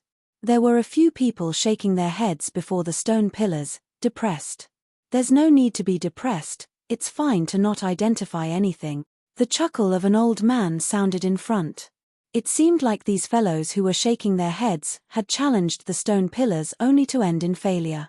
Zhongxian glanced over and realized that they were wearing the robe of their occupation appraiser. In fact, 2 of them were even 4-star appraisers. Considering how even a 4-star appraiser failed in this challenge, it seemed like this test wasn't as easy as it looked. Hall Master, these 2 wished to challenge the stone pillars as well. The attendant walked over to the old man and gestured to the young man and young lady. This old man was the hall master of the mystical treasure hall, Gan Yiping. All right. Gan Yiping nodded. Turning his head over, he smiled. I'll have to trouble you to pay the deposit first. Zhongxian froze for a moment before a sheepish expression covered his face. Deposit? Right, I forgot that I don't have any money to pay the deposit. Chapter 6:12, Challenging the Stone Pillars 2. Intent on winning some points, Zhongxian forgot that he only had a high-tier spirit stone on him. Even though he had procured 600 middle-tier spirit stones from Fleeting Cloud Sect and the other powers previously, he had already used up all of them before reaching Huanyu Empire. The current him was as good as bankrupt. The young man, unaware of the rules, asked, how much is the deposit? 10 middle-tier spirit stones. Gan Yiping replied. Here you are. The both of us want to give it a try. Without asking any questions, the young man flicked his wrist and passed 20 middle-tier spirit stones over. Others would have to sell all of their property just to gather 20 middle-tier spirit stones, and yet, it seemed to be nothing to this young man at all. Grabbing the spirit stones, Gan Yiping chuckled. Gesturing to the stone pillars, he went through the rules. Contained within these stone pillars is an artifact each. There's a hint inscribed on each of the stone pillars, and based on that, one has to deduce what kind of artifact is hidden in it. Every challenger is only given an incense's time, and as long as one successfully names the artifact, the stone pillar will break apart. The more stone pillars that break apart, the more points one will earn. All right. Nodding his head, the young man turned to the young lady beside him and said, "Sixth young mistress, wait here for me. I'll return quickly." After which, he walked over to the stone pillar. Zhongxian and group also looked at him curiously. They knew of the rules, but it might still prove to be useful to see how the challenge would go and how difficult it would be. Standing before the first stone pillar, the young man read the hint inscribed on it before circling around the pillar. Slowly, a crack appeared on his confident face, and confusion started to seep through. There wasn't any unique mark on the smooth stone pillar, making it impossible to see, feel, or even determine the shape of the artifact at all. To guess the identity of an artifact through a layer of stone was more difficult than he had expected. Walking another 2 rounds around the stone pillars, his face turned livid. He had just boasted in front of the 6th young mistress that he would be back soon. He thought that he could return with some points to win the favor of the beauty, and yet, he ended up being unable to recognize anything at all. He would be extremely embarrassed if he were to return like that. Scratching his head, the young man began to panic. He placed his palm on the stone pillar and tried to infuse his zhenqi in. However, the stone pillar seemed to possess the ability to ward off zhenqi, rendering his actions futile. Soon, he tried everything he could think of and he indignantly turned to look at Gan Yiping. "Hall Master, there's nothing distinctive about your stone pillars at all. How are we supposed to guess? Isn't this a scam? How in the world do you expect me to guess what is within the stone pillar without any conclusive clue? Even a 6-star appraiser would be helpless before these stone pillars. Gongzi, you need not panic. There's a clue on the stone pillars, you can make a deduction based on it." As though having guessed that the other party would say these words, Gan Yiping smiled faintly. Make a deduction? Turning to look at the words on the stone pillars, the young man's confusion only seemed to deepen. Seeing that an incense's time was about to pass, he could only grit his teeth and make some guesses. Sword, saber, medicinal herb, wooden bat. He listed several things at the top of his mind consecutively, but there was no response at all. Time's up. Gan Yiping shook his head with a bitter smile. He could tell that this young man was extraordinary, and he thought that the other party's presence could finally bring some progress to the uncovering of the stone pillar. But from the looks of it now, he was thinking too much into it. All right. With a scarlet, stifled face, the young man walked back with an awkward expression. What was this? He thought that it would just be like normal treasure speculation, and with his capability, he would surely be able to easily determine the type and name of the artifact. After winning some points, he would be able to buy whatever the 6th young mistress wanted and win her heart. Who knew that his attempt would end in such tragic failure? His attempt to show off only ended in humiliation. Sensing the other party's poor mood, Gan Yiping consoled him. Gongzi, you need not be disheartened. I found these stone pillars in some ruins a long time ago. I don't know who left them behind, but they seem to possess some mysterious ability. Despite observing them daily over the course of 50 years, I was only able to decipher 3 of them. 50 years. 3. The young man was taken aback. Indeed. Only after knowing what the artifact inside is, along with its precise effects, can one open the stone pillars. I've tried all kinds of ways to open them throughout the years but to no avail. That is the reason why I opened this mystical treasure hall to borrow the wisdom of others. Gan Yiping shook his head. Actually, there's no need for you to worry. The rule of an incense's time is only to allow the others behind to take a look as well. Since you've already paid the deposit of 10 middle-tier spirit stones, you can copy the text imprinted on the stone pillar to take back with you. If you were to decipher it, you can return anytime, and I won't charge you the deposit again. Return anytime? The young man shook his head. We're only passing by Huanyu Empire, and we won't be staying for too long. Besides, I'm only interested in that single medicinal herb. If not for the 6th young mistress insisting on coming here, given his identity and pride, he would have never come to such a remote location. While this mystical treasure hall possessed plentiful of valuable items, given his family background, It wouldn't be too difficult for him to find and obtain something similar to them as well. All right. Seeing the lack of interest in the latter, a hint of disappointment flashed across Gan Yiping's eyes. Shaking his head, he said with a slightly downcast voice, "I've devoted half of my life to these stone pillars. It seems like I'll have to carry my regrets with me to my coffin." His lifespan. Hearing the other party's lamentation, Zhong Xian couldn't help but shake his head. While this old man possessed extraordinary strength, there was a declining air shrouding his body. Clearly, his lifespan was reaching its limit. Upon stepping into transcendent mortal one Dan, one's level of existence would undergo a qualitative breakthrough, thus increasing one's lifespan significantly. Living to 200 wouldn't be a problem at all. After which, with a rise in cultivation, one's lifespan would also increase correspondingly, but the increase would be minimal. As such, unless one advanced to Saint Realm, one would only be able to live to 200 or so, 300 if one maintained one's physical condition well. This old man's lifespan was beyond 250, and it was clear he was nearing his end already. Having dug out so many mysterious stone pillars, he was determined to uncover the secrets behind them. Yet, his own capability proved to be limited, so he could only establish with mystical treasure haul and put out all of the treasures he had collected throughout his lifetime to attract others. As for the deposit of 10 middle-tier spirit stones, it was actually just a benchmark. Otherwise, if everyone were to come and try their luck every day, the truly capable appraisers might find themselves being squeezed out. Unable to obtain even a single point, the young man glanced at the young lady apologetically. "Sixth young mistress, I'm truly sorry. I'll take a look." The difficulty of the challenge had piqued the competitive spirit of the sixth young mistress. She immediately proceeded over to the first stone pillar, and upon seeing the words, a deep frown appeared on her forehead as well. It didn't take long for an incense's time to pass, and she couldn't help but shake her head in disappointment. Clearly, she was helpless before the stone pillars as well. A pity it is. Seeing how the both of them failed to decipher the stone pillar, Gan Yiping sighed. The duo's cultivation and disposition were extraordinary, and without a doubt, they were clearly rare geniuses. He thought that they would be able to bring some kind of breakthrough to this research, but who knew that they wouldn't be able to solve even a single one of these pillars. "Hall Master, pleased to meet you. I'm a master teacher." Seeing that the sixth young mistress failed as well, the young man stepped forward, flicked his wrist, and an emblem appeared in his hands. 5 stars. Gan Yiping's eyes narrowed.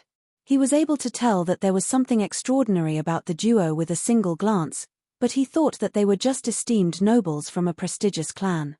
Never in his dreams did he expect that they would be 5-star master teachers. If a master teacher of this caliber were to enter the capital, even His Majesty would have to welcome them with the most elaborate of ceremonies. "That's right. We've came to Huanyu Empire to deal with some matters. Your sorrow-severing grass is of utmost importance to me, so may I humbly request you to sell it to me. I'm willing to offer double, triple, or even quintuple the price." Seeing that the other party seemed to be stunned by his identity, the young man nodded his head in satisfaction. No matter where a 5-star master teacher went, he would be well respected. "You wish to buy my sorrow-severing grass?" Gan Yiping asked. "That's right." The young man nodded. "I truly have an important need for that herb, so I hope that you can grant my request." A moment later, Gan Yiping said, "How about this? I won't accept your money, but as long as you conduct a lesson for me, I don't mind giving the sorrow-severing grass to you." His lifespan was already nearing its limits, and if he could achieve a breakthrough, he might still be able to live for a couple more years. Since the person before him was a 5-star master teacher, there was a chance that the other party might be able to help him. Besides, it had been 20 years since the mystical treasure hall opened, but no one had yet to decipher the stone pillars. Waiting on like that might be futile. Instead of obstinately sticking to his rules, he might as well give it away generously in exchange for getting acquainted with a 5-star master teacher. All right. Initially, the young man didn't bear much hope. Thus, upon hearing those words, his face flushed with delight, and he hurriedly nodded his head. A lesson didn't mean anything much to him. There's no need to stand on ceremony. Gan Yiping waved his hands casually. Turning to the attendant, he instructed, Go down to the 3rd floor, wrap up the sorrow-severing grass carefully, and pass it to this gongzi." "Yes." Nodding his head, the attendant was just about to leave when a voice sounded. "Wait a moment." Following which, a fatty stepped forward. "Sun Qiong. The young master was here to look for certain items to help young master Yuan Dao awaken his unique constitution." While the young master didn't say anything, he noticed that the latter's eyes had stopped at the sorrow-severing grass for a slightly longer period of time. Clearly, it had caught his interest. If the other party were to take this one away, it would be difficult to procure another one. Naturally, Sun Qiong had to stop him. "What's wrong?" Seeing a fatty step forward to interfere in his business, the young man frowned. "Nothing much, I just think that this is a little unfair." Sun Qiong turned to the elder and said, "As the owner of the mystical treasure hall, since you established the rule that one can only trade for artifacts with points, you shouldn't make an exception for someone. Otherwise, that would compromise the integrity of your business." Since he had established rules, naturally he had to follow them. If he were to change his rules every now and then, how could he possibly expect others to follow them? Rules do need to be followed, but my lifespan is already coming to an end. Since there's little hope of deciphering the stone pillars, so I'll give up then. From today onward, the mystical treasure hall will be closed. Since I'm shutting down my business, the rules shouldn't matter anymore, right? Sighing, Gan Yiping shook his head. His lifespan was reaching its end, and nowadays, he felt his spirit drained. After decades of effort ending in futility, he knew that his chances were slim. Reluctant as he may be, he knew that it would be wiser for him to give up now. Little hope of deciphering the stone pillars? That's because our young master hasn't made a move yet. As long as he steps forth, everything you have here will be deciphered. Sun Qiong harumphed. The 6th young mistress's face darkened upon hearing those words, and she harumphed coldly. "Everything deciphered? You sure speak arrogantly." Chapter 613, A Bet with 6th Young Mistress. This 6th young mistress had just returned from the stone pillars, so she was unaware of the discussion the young man had with Gan Yiping. Having taken a look, she realized that she was helpless before these stone pillars as well. Even a knowledgeable genius like her was helpless before these stone pillars, and yet, this fellow actually bragged that he would be able to easily decipher everything. Intense displeasure immediately struck her, and she retorted angrily. "Who do you think you are? Am I talking to you?" Sun Qiong glanced at the 6th young mistress with a proud stature. "You?" The 6th mistress was taken aback. "What you?" Sun Qiong flung his sleeves and tilted his head upward proudly. "Can't you see I'm in the midst of talking to the hall master? This is no place for a fellow like you who couldn't even decipher a single stone pillar to interrupt." "What did you say?" The 6th young mistress nearly fainted from anger. To think that a 5-star master teacher, a transcendent mortal 6-dan expert, would actually be looked down on by a transcendent mortal 2-dan butler. Her chest puffed up in anger, and she nearly exploded on the spot. Audacious. Hearing the lady he was courting being insulted, the young man exclaimed in anger. "Audacious? You still dare to speak? Just because I didn't talk about you, you think that you're any better than her? You also failed to solve any stone pillars and earn any points, and on top of that, you even tried to bend the rules after your failure. Do you think you are impressive just because you have that bit of money?" Sun Qiong harumphed in disdain. What the heck do they think they are? Despite looking so decent, they actually tried to bribe the owner after their failure, even using their position to threaten him. How embarrassing. You are just a 5-star master teacher. Before our old master, even Hongyuan Empire's pavilion master Mo Gaoyuan, a 6-star pinnacle master teacher, dare not utter anything. You. Seeing the other party's contemptuous glance, both the young man and the 6th young mistress were about to go insane. They were both incredible geniuses, people who would be respected no matter where they went. And yet, at this very moment, they were actually looked down by a mere butler.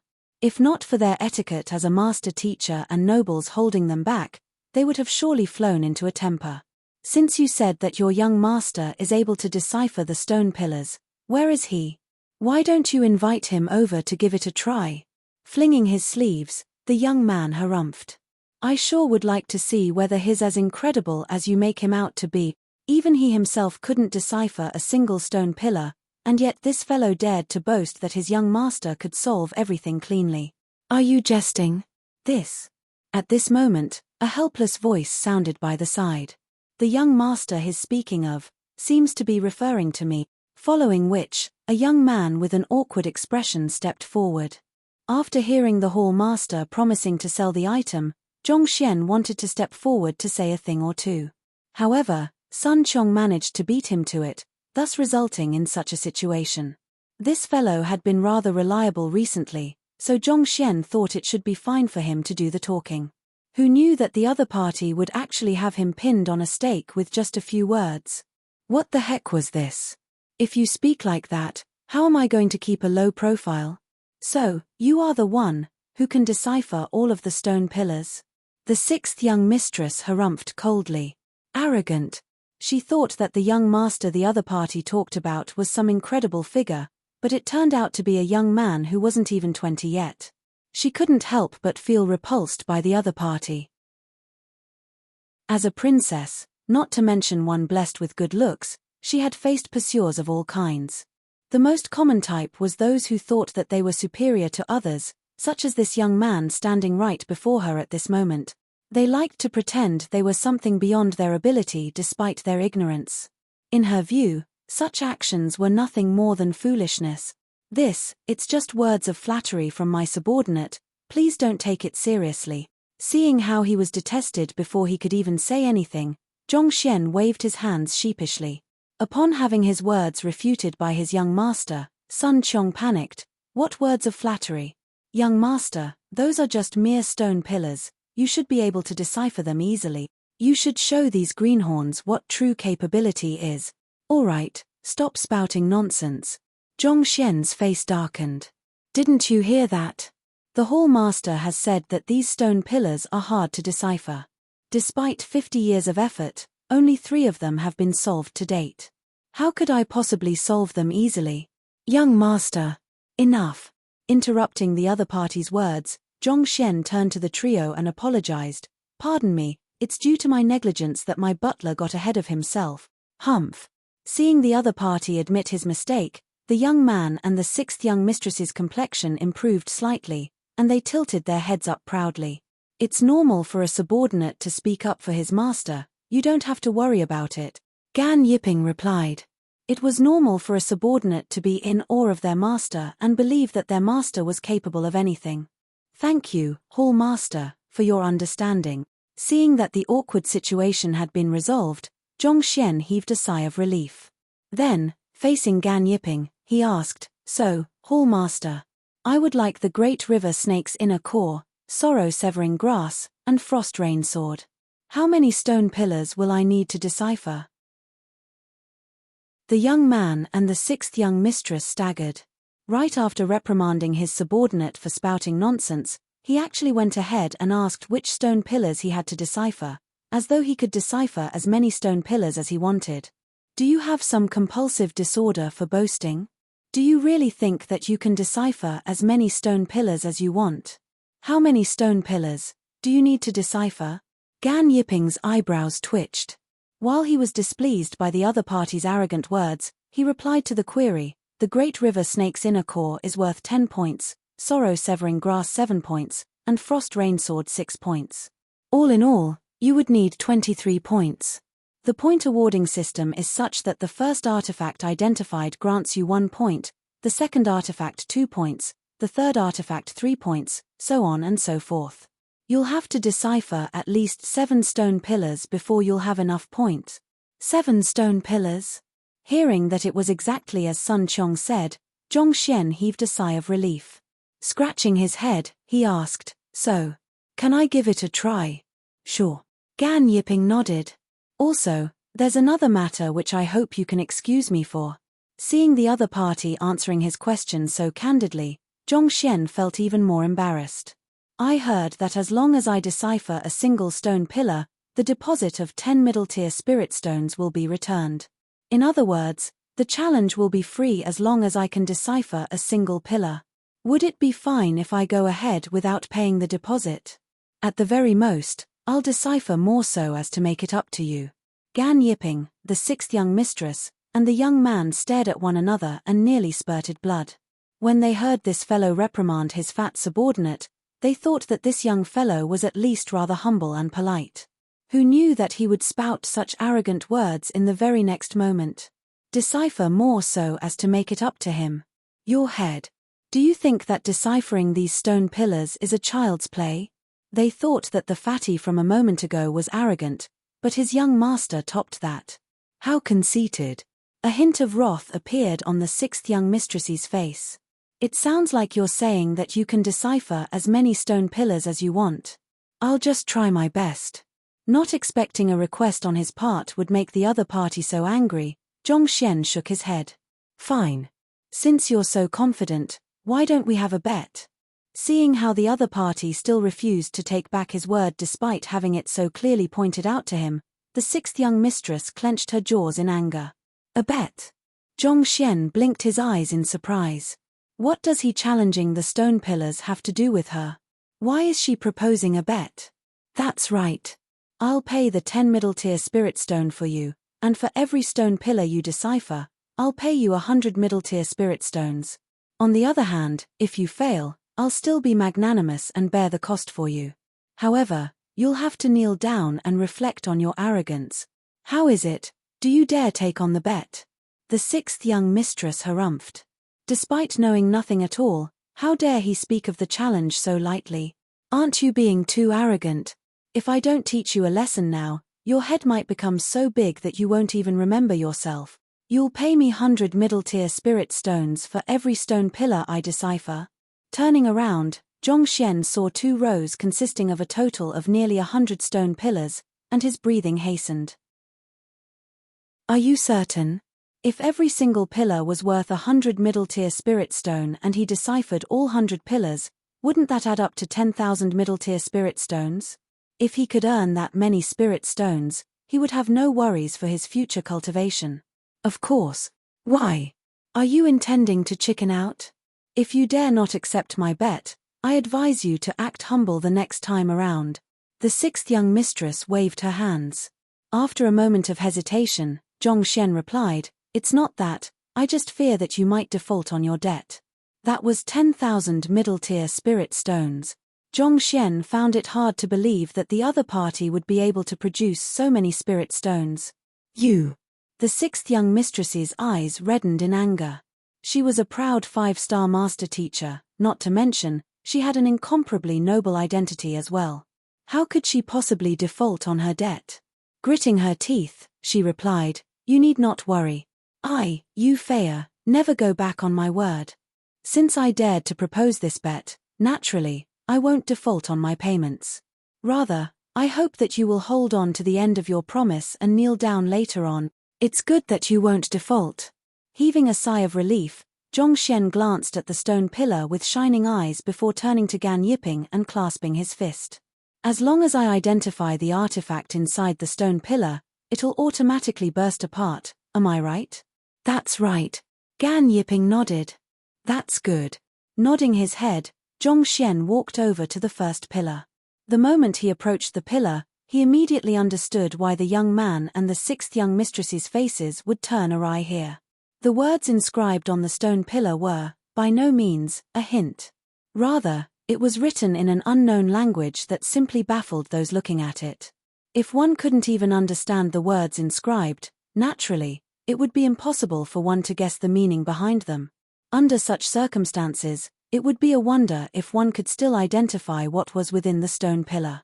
Seeing how that fellow dared to accept the sixth young mistress's bet, the young man sneered coldly.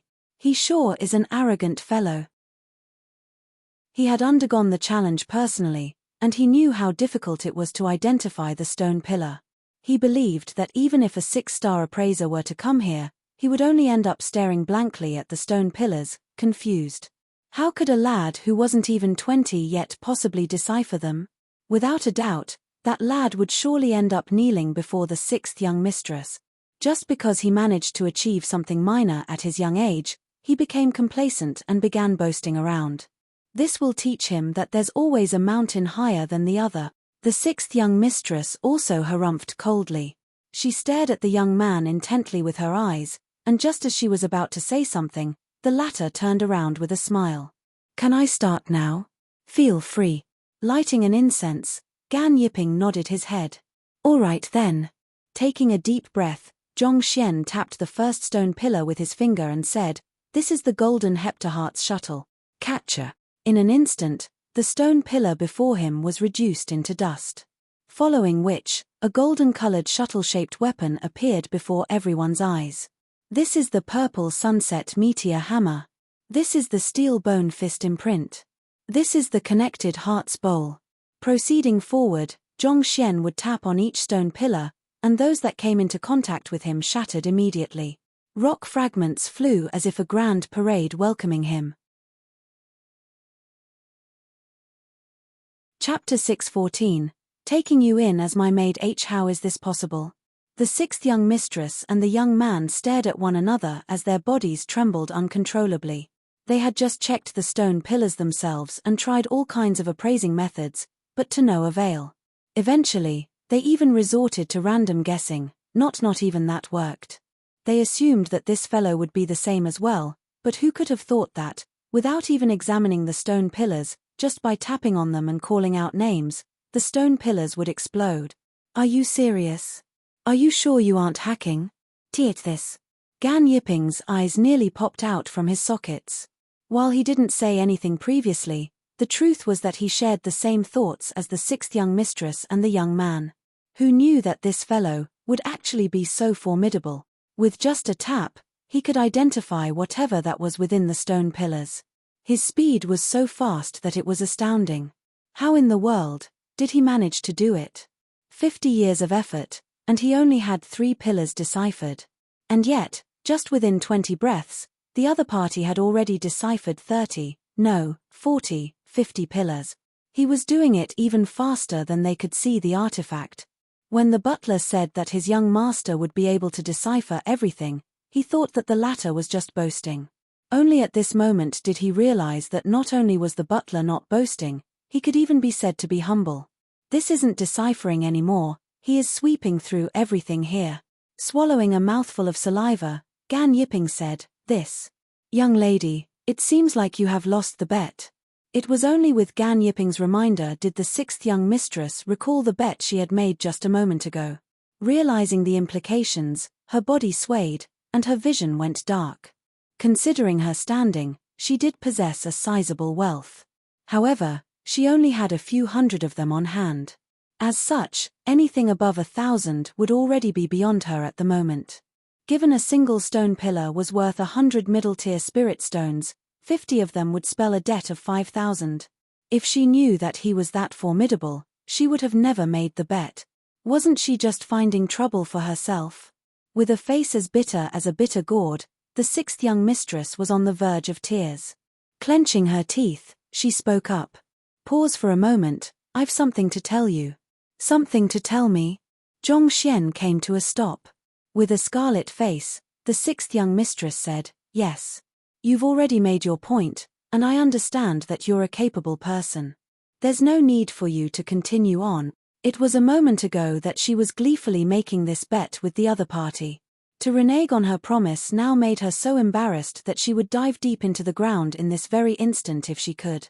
"You understand that I'm a capable person?" "I doubt that." "Don't worry, I'll be done soon." With a bright smile, Zhongxian lifted up both of his hands and touched the stone pillars on both ends simultaneously and started running. Rain assembling thorn, knocking wood, 100 stem scarlet, 3-leafed golden thorn immortal. Peng peng peng peng. The stone pillars on both ends exploded relentlessly, revealing an artifact one after another. 5 breaths later, Zhongxian finally came to a stop. Clapping his hands, Zhongxian smiled. "All right, I'm done." Hualala. Before him stood 100 or so collapsed stone pillars, and the artifacts hidden within them were shining with a brilliant glow. While these artifacts were not exceptionally powerful, they were still at a decent level. They could fetch a sizable sum when sold. It has only been less than a minute. Looking at the incense not too far away, only a small portion on top was burnt. Yet, within this short period of time, that fellow actually managed to decipher every last one of the stone pillars. The surroundings turned completely silent with the exception of the clattering of teeth. They had seen plenty of formidable people throughout their life, but that. Hallmaster, after deciphering so many stone pillars, I should be able to take those 3 items, right? Zhongxian walked up to the old man and asked. With a twitching mouth, Gan Yiping quickly turned to look at the attendant beside him and clenched his jaws. What are you waiting for? Hurry up and wrap everything in the shop up for this young master over here. From today onward, he is the new owner of the mystical treasure hall. Yes. The attendant quickly rushed down the stairs. Hallmaster. Zhongxian was taken aback. Yes. Going by the cumulative score system, the points you've accrued through breaking all 110 stone pillars adds up to more than 6,000. Gan Yiping nodded. Honestly, with 6,000 points, even if he were to put all of the treasures in his mystical treasure hall together, it wouldn't be sufficient to compensate the other party. It would be a huge stroke of fortune if someone could decipher even one of these pillars, and this fellow actually managed to decipher 110 of them in a single breath. He felt as though everything he had known was being flipped upside down, and this left him terribly frenzied. But after his frenzy came excitement. While he did lose his entire wealth in a breath, the doubt that had been lingering in his heart for several decades had finally been resolved. He felt as though he would be content even if he were to die at this very instant. Thank you. Clasping his fist, he bowed deeply. 50 years. It had been an entire 50 years. Ever since he obtained these stone pillars, he had been devoting his entire life to breaking them. He thought that he would end up carrying these doubts and regrets into his grave, but who knew that this young man would actually resolve what would have been his greatest regret in less than a minute. With the secrets of these stone pillars unraveled, he would have no regret even if he were to die at this very instant. Young master, is the new owner of the mystical treasure hall? Despite having all of his wealth taken away, the hall master still thanked teacher. The dumbfounded Sun Qiong and Yuan Dao stared at one another blankly. They came here to buy a couple of items, and yet, they ended up swiping everything within the mystical treasure hall clean. Not only so, the hall master even thanks them for that. As expected of their young master and teacher, he truly couldn't be comprehended through common logic. Didn't you say that you would pay me 100 middle-tier spirit stones for each stone pillar I decipher? I've deciphered more than 100 of them, but I'll give you a discount, 10,000 middle-tier spirit stones. After trading some pleasantries with Hall Master Gan, Zhongxian turned to look at the 6th young mistress. Rather than the artifacts in the mystical treasure hall, he was more interested in the spirit stones. With a face flushed red, the 6th young mistress's body trembled. She had thought that the other party would have been unable to even resolve a single one of the pillars, and she could have the other party kneeling before her to teach him a lesson. How could she have ever known that? Not only did the other party decipher every last one of the stone pillars in the store, he even became the new owner of the mystical treasure hall. What in the world was this? If only she'd known the other party was so formidable, she would have never gotten ahead of herself. 10,000 middle-tier spirit stones. Even if she were to take out everything in her possession, she still wouldn't have that much. Why? Do you intend to go back on your words? Noticing the other party's silence and pale face, Zhongxian frowned. If not for the other party insistently interfering in his affairs, going to the extent of even making this bet, he wouldn't have bothered with her. Since she had tried to make him kneel through the bet, she should suffer the consequences of her own actions as well. I'll help the 6th young mistress pay for her debt. Seeing that the woman he was courting being forced to a corner, the young man stepped forward with gritted teeth. Honestly speaking, he couldn't afford 10,000 middle-tier spirit stones either. But at this point, it mattered not anymore. If he could win the other party's heart by standing up during her times of crisis, it would be worth it no matter how heavy a price he had to pay. Of course, he had thought of refuting the bet. But the conditions were stated clearly, and if it was known that respected 5-star master teachers like them actually went back on their words, how could they face others in the future? If the headquarters were to learn of this matter, they might even face punishment. Only one who holds oneself with dignity would be qualified to teach others. If one couldn't even uphold the end of one's promise, who would dare to allow one to be a teacher? I don't need your help. Before the young man could finish his words, the sixth young mistress gritted her teeth and said, I'll repay it myself. After which, she lifted her gaze and looked at Zhongxian. I'll repay all 10,000 middle-tier spirit stones to you. However, I don't have that much money on me at the moment, so you'll have to give me a few months' time. She couldn't even take out 1,000 spirit stones at the moment, needless to say 10,000. However, while 10,000 middle-tier spirit stones was a huge sum, her family was more than capable of repaying it. A few months. Zhongxian shook his head. If it's in a few months' time, I'd surely be able to take out 10,000 middle-tier spirit stones easily. By then, your debt would mean nothing to me. Huanyu Empire was just a small stop for him before heading to Hongyuan Empire. He wouldn't even remain here for half a month, let alone a few months. Besides, it had only been half a year since he started cultivating, and who knows how far he would reach in a few months' time. By then, chances were that he wouldn't even need middle-tier spirit stones anymore. Along with the rays of his cultivation, his heaven's path Shanqi was becoming purer and purer. The requirement demanded of the spiritual energy he absorbed was increasing swiftly as well. Even though he was only at Transcendent Mortal 4-Dan Pinnacle at the moment, he had already realized that the middle-tier spirit stones were gradually losing their effectiveness. It wouldn't be long before it would become completely ineffective, just like how low-tier spirit stones were to him. If it's going to be useless to me in a few months' time, what is the point of you returning me the debt then? Then how do you intend to resolve this matter? The sixth young mistress gritted her teeth. This. Zhongxian frowned. The other party had made this bet confidently a moment ago, saying that she would definitely be able to repay the debt. Who could have known she would be so poor? If he had known beforehand, he would have never made this bet with her and bring himself so much trouble. Didn't you say that you would make me kneel if I lost just now? After hesitating for a moment, Zhongxian replied, All right, I won't make you kneel, but I'm lacking a maid to serve me tea at the moment. I'll put you under Sun Qiong's command, and as long as you do well, we can forget about the 10,000 middle-tier spirit stones. Even if the other party couldn't fork out the money, he couldn't let this matter go just like that. The other party had spoken so arrogantly a moment ago, trying to teach him a lesson. Since that was the case, he would return it to her. Besides, considering how the other party had achieved a cultivation of Transcendent Mortal 6-Dan despite her young age, she must be of considerable standing. With such a subordinate, he would be able to solve many of his problems. Before the young lady could speak, the young man beside her leaped in shock and exclaimed, Maid? You want to take sixth young mistress in as your servant? Do you know who she is?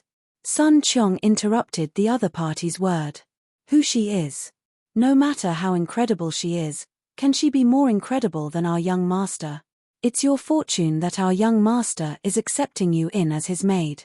If you are unwilling to accept, why don't you try repaying your debt first?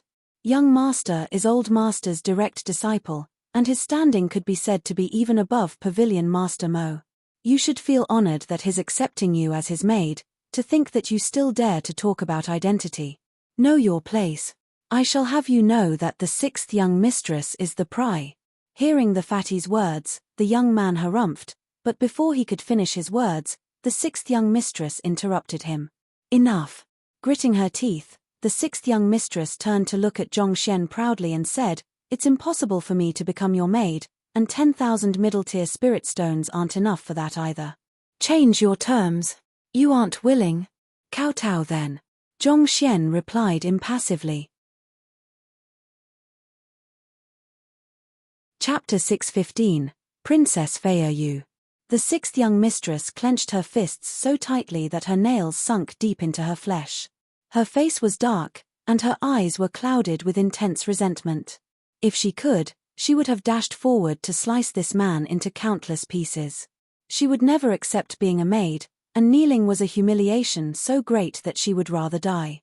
Clenching her jaws so tightly that her teeth might chip from the sheer force, the sixth young mistress held back her wrath and spoke once more.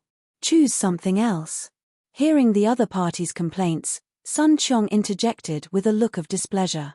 Our young master has given you a lot of options already. To turn down everything, are you trying to be difficult? Since you refuse to kneel and won't become a maid, our young master still needs someone to warm his bed for him. Do you want to take on that job? As long as you please our young master, 10,000 middle-tier spirit stones are nothing. What the heck is this? You should be thankful that young master's temper is good.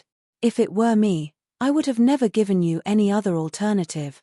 What did you say? The sixth young mistress's eyes immediately turned red, and her hands trembled in rage.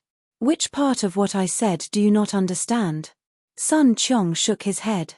Turning to Zhongxian, he said, Young master, since this fellow is being difficult, can you allow me to deal with her? She's your underling, feel free. Zhongxian shrugged nonchalantly.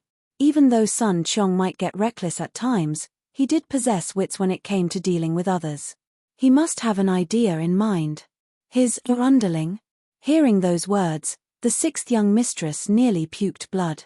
She thought that the reason why this young man wanted to accept her as his maid was because he felt lust for her, considering her beautiful appearance. Who could have thought that she couldn't be any more wrong? He actually wanted her to come under this shader-looking person of a butler. Besides, what is with your nonchalance? Do you know who I am? Even the Emperor of Huanyu Empire would have to welcome me with the grandest of ceremonies. If I were to tell you, you would surely faint from shock. To actually be subjected to such conditions. What a tremendous humiliation. Thank you, young master. Turning to the sixth young mistress, Sun Qiong measured her from head to toe and frowned. Your appearance is subpar, so I doubt our young master would want you to warm his bed. You should just serve him as an ordinary maid. Subpar. Would not want me. Blood gushed into the head of the sixth young mistress, and she nearly exploded. You actually dare to evaluate an appearance such as mine subpar? Are you saying that intentionally to anger me? Little did she know that Sun Qiong actually meant what he said. The young master's students, Zhao Ya and Wang Ying, had appearances that didn't pale to her at all. Even Mo Yu and Zhao Feiwu possessed superior grace as well.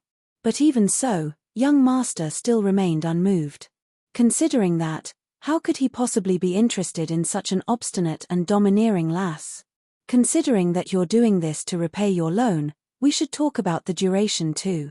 Let's make it 5 months. Since you owe young master 10,000 middle-tier spirit stones, over a course of 5 months, that would be equivalent to a wage of around 66 middle-tier spirit stones each day. I'll round that up to a 70, counting with his fingers, Sun Qiong said.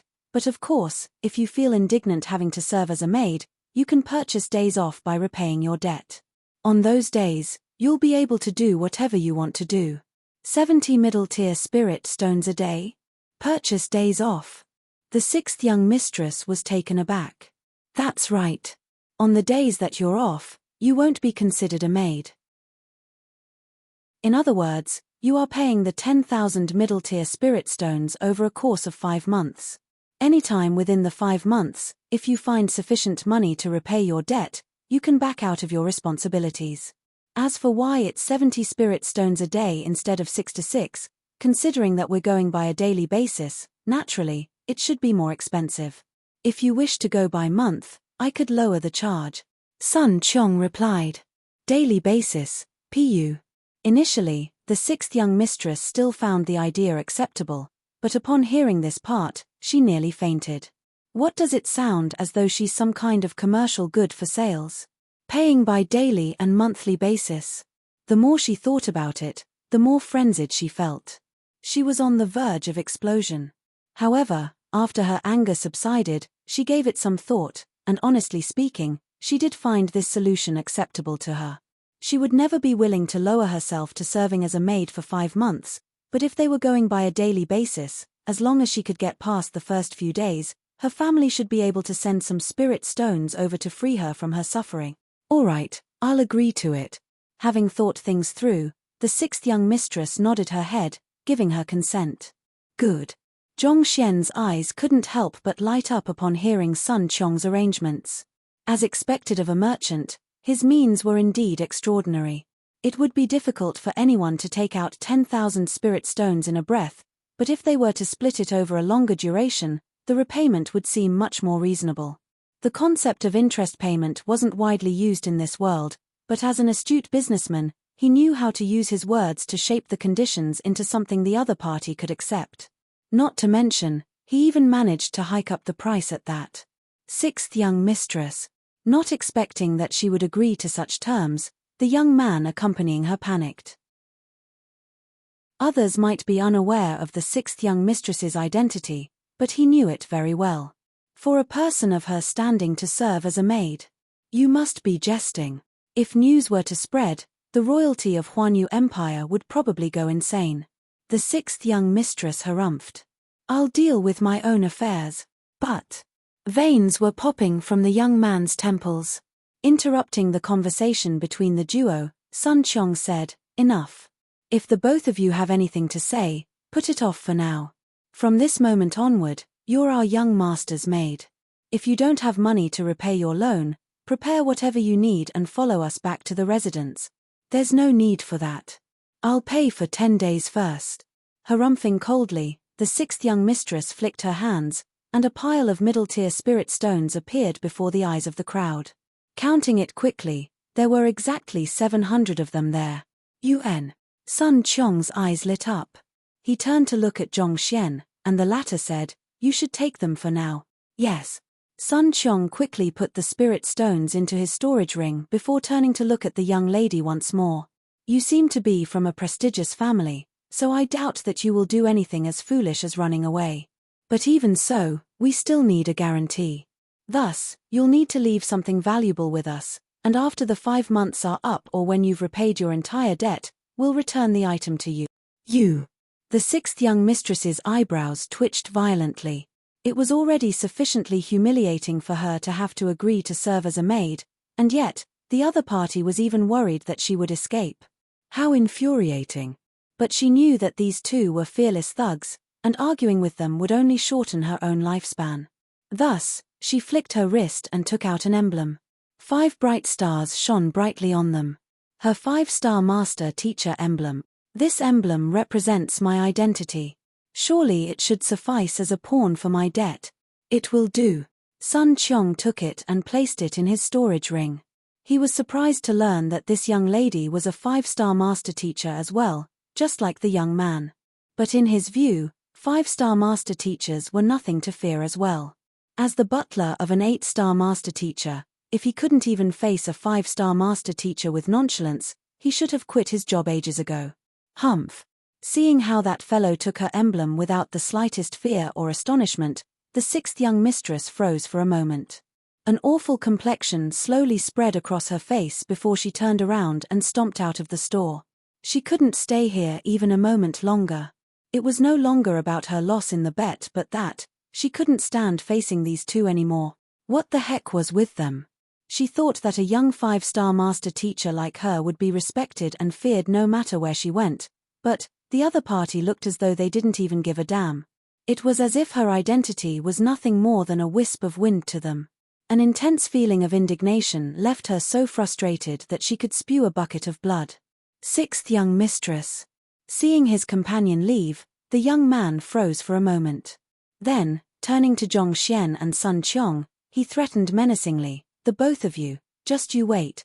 Leaving behind those words, he hurried down to catch up with sixth young mistress. Sixth princess, those two fellows sure don't know their place. Why don't I get Yi Qian to have them beheaded? A glint flashed across the young man's eyes as he harumphed. This time, he addressed the young lady before him not as sixth young mistress but as sixth princess. If Crown Prince Yi Qian of Huanyu Empire was here, he would have surely recognized the sixth young mistress as Hongyuan Empire's Princess Feia, and the young man beside her would be her fellow classmate, 5-star master teacher Xing Yuan. The both of them were strolling around when they caught sight of Mystical Treasure Hall. Curious, the both of them walked in. Little did they know that they were just moments away from suffering both financially and mentally. Noble from birth, she was a great princess whom even the emperor of Huanyu Empire would have to regard with utmost respect. To think that she would actually end up as a maid. This was a huge humiliation. As an esteemed princess, a 5-star master teacher, should I kill someone just because I lost a bet? Princess Faya abruptly came to a halt, and her eyebrows shot up. This. Xing Yuan's face reddened. Losing was embarrassing in itself. If she were to kill someone due to that, even if no one would ever learn of it, she would never be able to come to terms with it. But even so, we can't let this thing go. That person is simply too arrogant and infuriating. Xing Yuan gritted his teeth. He's indeed infuriating, but admittedly, he does possess incredible capability. Against the stone pillars which even you and I are unable to decipher, he actually deciphered 110 of them in less than a minute. Furthermore, did you see the nonchalance on his butler's face when he saw my 5-star master teacher emblem? The both of them are unlikely to be ordinary. Tell Yi Qian to look into their identity. Princess Faya gestured. She didn't agree to the arrangement out of recklessness. Having reached 5-star, her soul depth had already exceeded 15.0, allowing her to separate her emotions from rational thinking. The master and butler pair might not anything special in terms of their cultivation, but their calm disposition that couldn't be fazed by anything wasn't normal. Most likely, there was something deeper to them. Besides, she was also curious to know how the other party deciphered those stone pillars so easily. All right. Xing Yuan nodded. Gongzi, may I know how to address you? After watching the 6th princess and Xing Yuan leave, Gan Yiping swiftly regained his composure, and walking up to Zhongxian, he clasped his fist and bowed. You can call me Zhongxian. Zhongxian nodded. So, it's Zhong Gongzi. Here are all of the artifacts our mystical treasure hall possesses. You've accrued more than sufficient points from deciphering the stone pillars, so these are all yours. The attendant had already packed everything neatly into a storage ring and passed it over. UN. Grabbing the storage ring, Zhongxian took a look into it and saw several shelves of precious artifacts inside. But if you were to give all of these to me, what will happen to your mystical treasure hall? Zhongxian asked with a slightly embarrassed look. To tell the truth, he had little interest in these artifacts. However, rules were rules, and it would be impolite for him to refuse it. Thus, he was put in a difficult position. If he were to accept it all, wouldn't the business of the mystical treasure hall collapse instantly? Chapter 616. Can this even be called pill forging? 2-in-1. The reason why I built the mystical treasure hall was to have these stone pillars deciphered.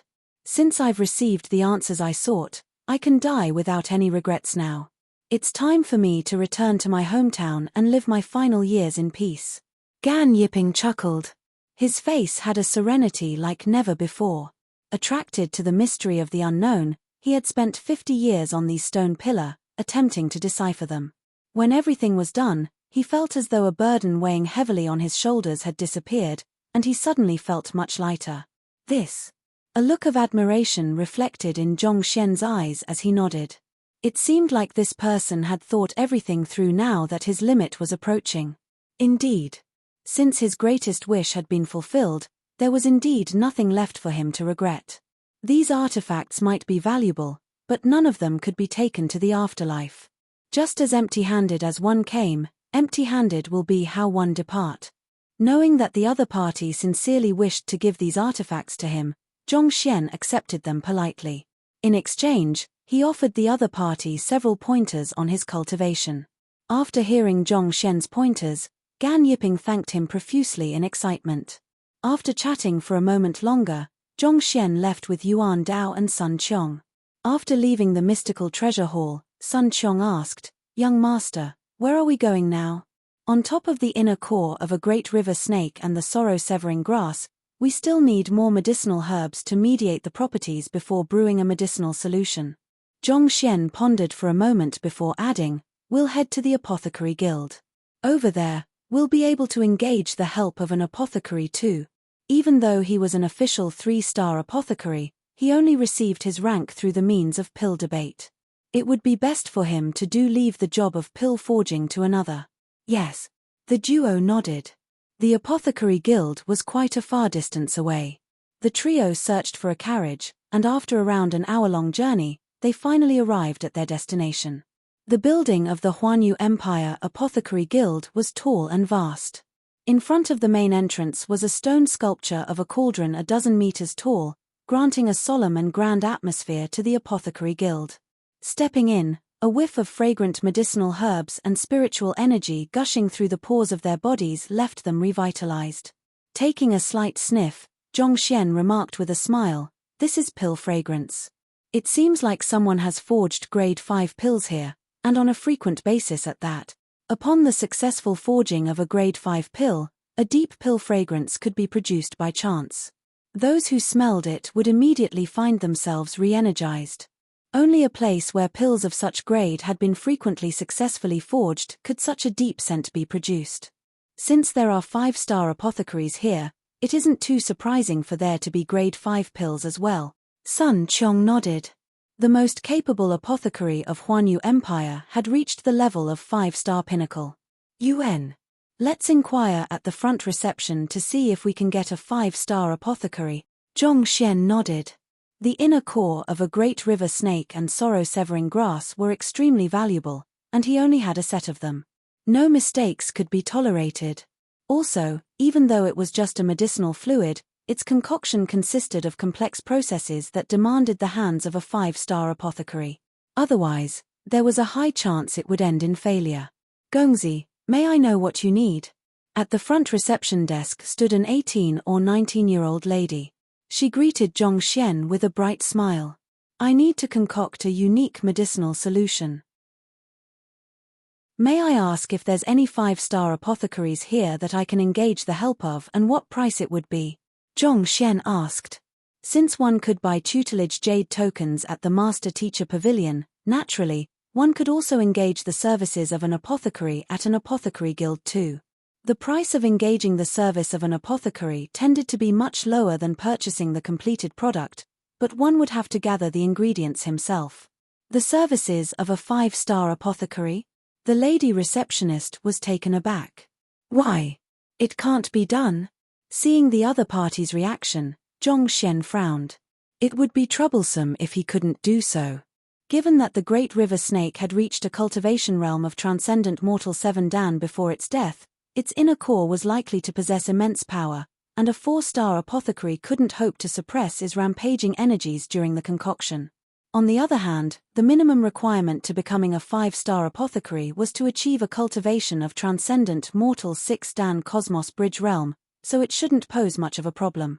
After a moment of hesitation, the receptionist replied, "We do provide such services, just that, a formidable 5-star apothecary from the headquarters has come by today to conduct a lecture, and all of the 5-star apothecaries in the guild have gone over to listen to it. In fact, even 4-star and 3-star apothecaries are all there as well. So, for the time being, we don't have anyone available. If it's possible, may I ask you to return tomorrow?" Tomorrow? Zhongxian frowned. They would be deciding on the final distribution of slots for the cleansing lake tonight, and it shouldn't be long before they go in. It was unlikely that Zhongxian would have much time left. After a moment of hesitation, Zhongxian said, "I can't wait that long. When does the lecture end? Can you help me ask around to see if any 5-star apothecary is willing to take on my job?" Ask around? The receptionist's face darkened. I am just a receptionist. 5-star apothecaries are too noble for me to approach. As a receptionist in charge of the front desk, she was only an apprentice. Putting aside 5-star apothecaries, it would be difficult for her to even come into contact with 3-star apothecaries.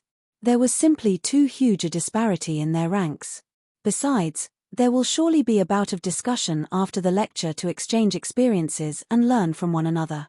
Everyone will likely be busy for the entire day, so I doubt that you'll be able to engage their service no matter how much you pay. This was a precious opportunity to learn. They would never miss this chance just for a small sum of money. While the apothecary from the headquarters was of equivalent rank to them, he was likely to possess more advanced techniques to pill forging and controlling the cauldron.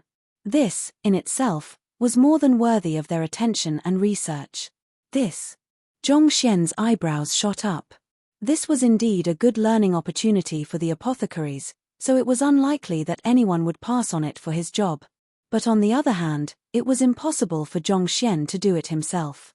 Putting aside whether it was too late for him to learn pill forging now, even if he could master it swiftly, his cultivation was only at clarifying turbidity realm pinnacle, so it would be impossible for him to suppress a rebound from the great river snake's inner core. So, what should he do now? After a moment of contemplation, Zhongxian asked, "Since that's the case, can you bring me over to where the lecture is held?" It would be impossible to get the concoction of the medicinal solution done if he were to wait for the entire session to end. Since that was the case, he decided to enter the lecture hall and ask them personally. After all, as fellow apothecaries, it should be easier for him to ask for their favor. "Bring you over?" The lady frowned. "That's a place where only apothecaries can enter." "Oh, I'm an apothecary too. It's just that I haven't taken a promotion exam in recent time." Flicking his wrist, Zhongxian took out his apothecary emblem. His current rank was still 3-star, obtained back when he was in Tianwu Kingdom.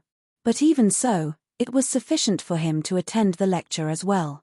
Upon seeing the emblem, the receptionist immediately bowed deeply and said, "Master Apothecary, this way please." While a 3-star apothecary might not rank at the top of the pyramid in Huanyu Empire, he was still not a person that a little receptionist like her could offend. UN. Nodding his head, Zhongxian proceeded along with Sun Qiong and Yuan Dao. The apothecary guild was rather large. They had to walk a long distance before arriving at a huge hall. Coming to a stop before the door, the lady apologized. "I apologize, but only official apothecaries can enter, so I can only bring you this far." "It's fine." Zhongxian smiled. Pinning his emblem on his chest, Zhongxian turned to Sun Qiong and Yuan Dao, and instructed, "The both of you should wait here. I'll go in and take a look." After which, he pushed open the door and walked in.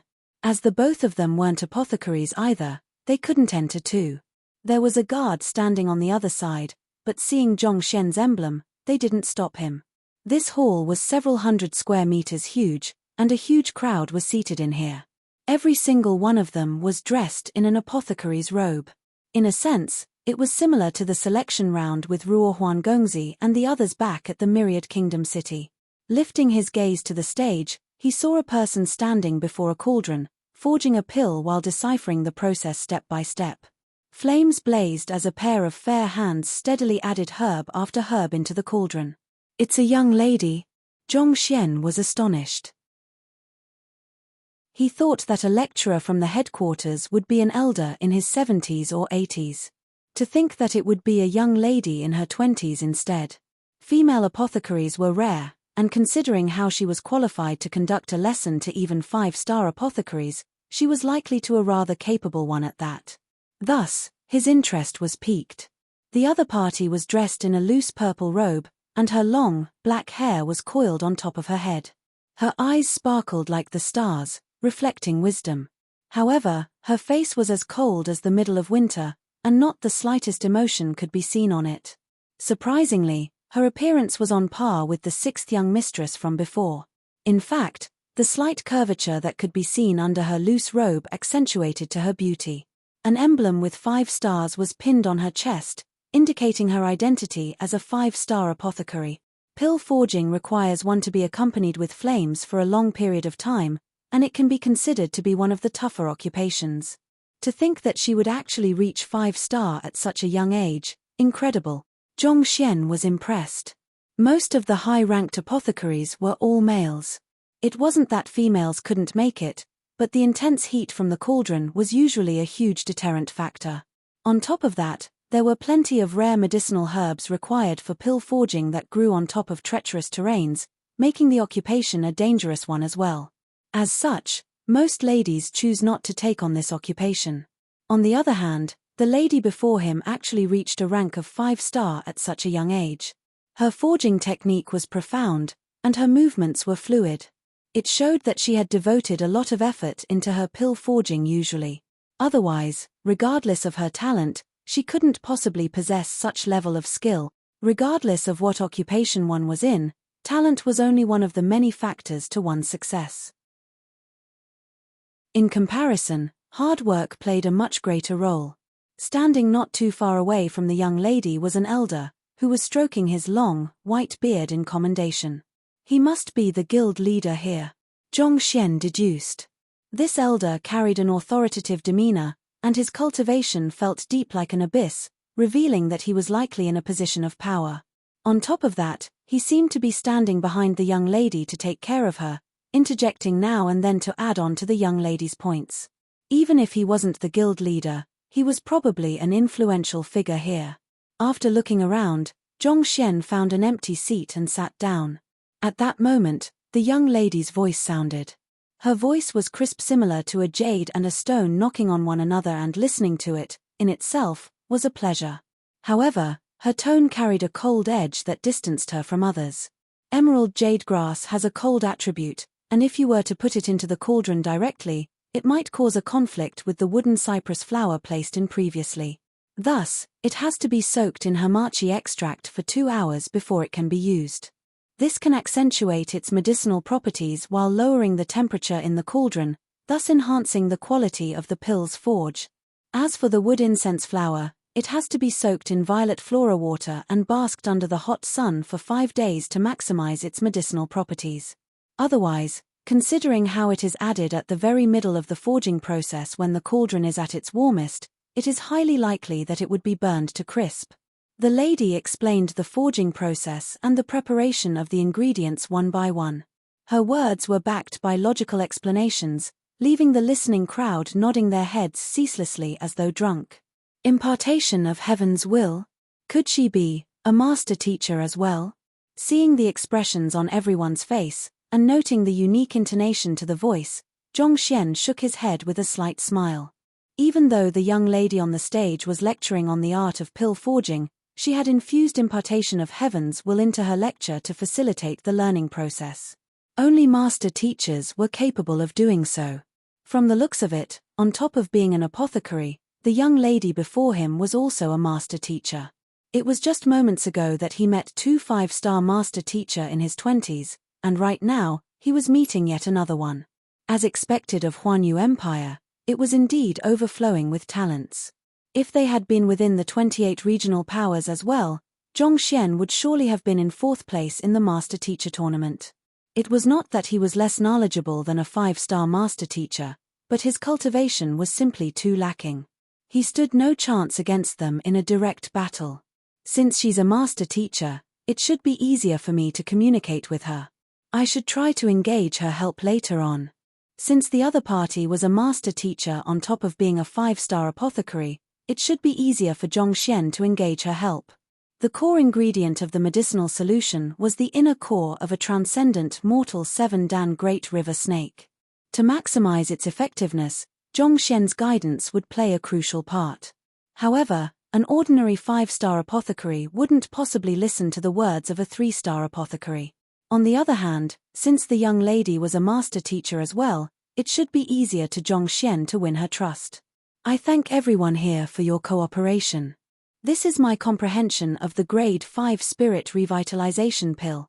Just as Zhongxian was pondering over how he should negotiate with the other party to have her concoct the medicinal solution for him, Jia, the cauldron on the stage was opened, and a dense aroma immediately gushed into the room.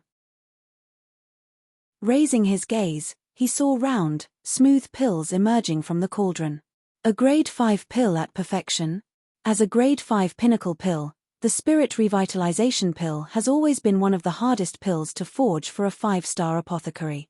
Even if the guild leader were to forge it personally, probably only 2 in 10 cauldrons of pills would reach the level of perfection. Yet, she actually managed to achieve such a rank on her first try.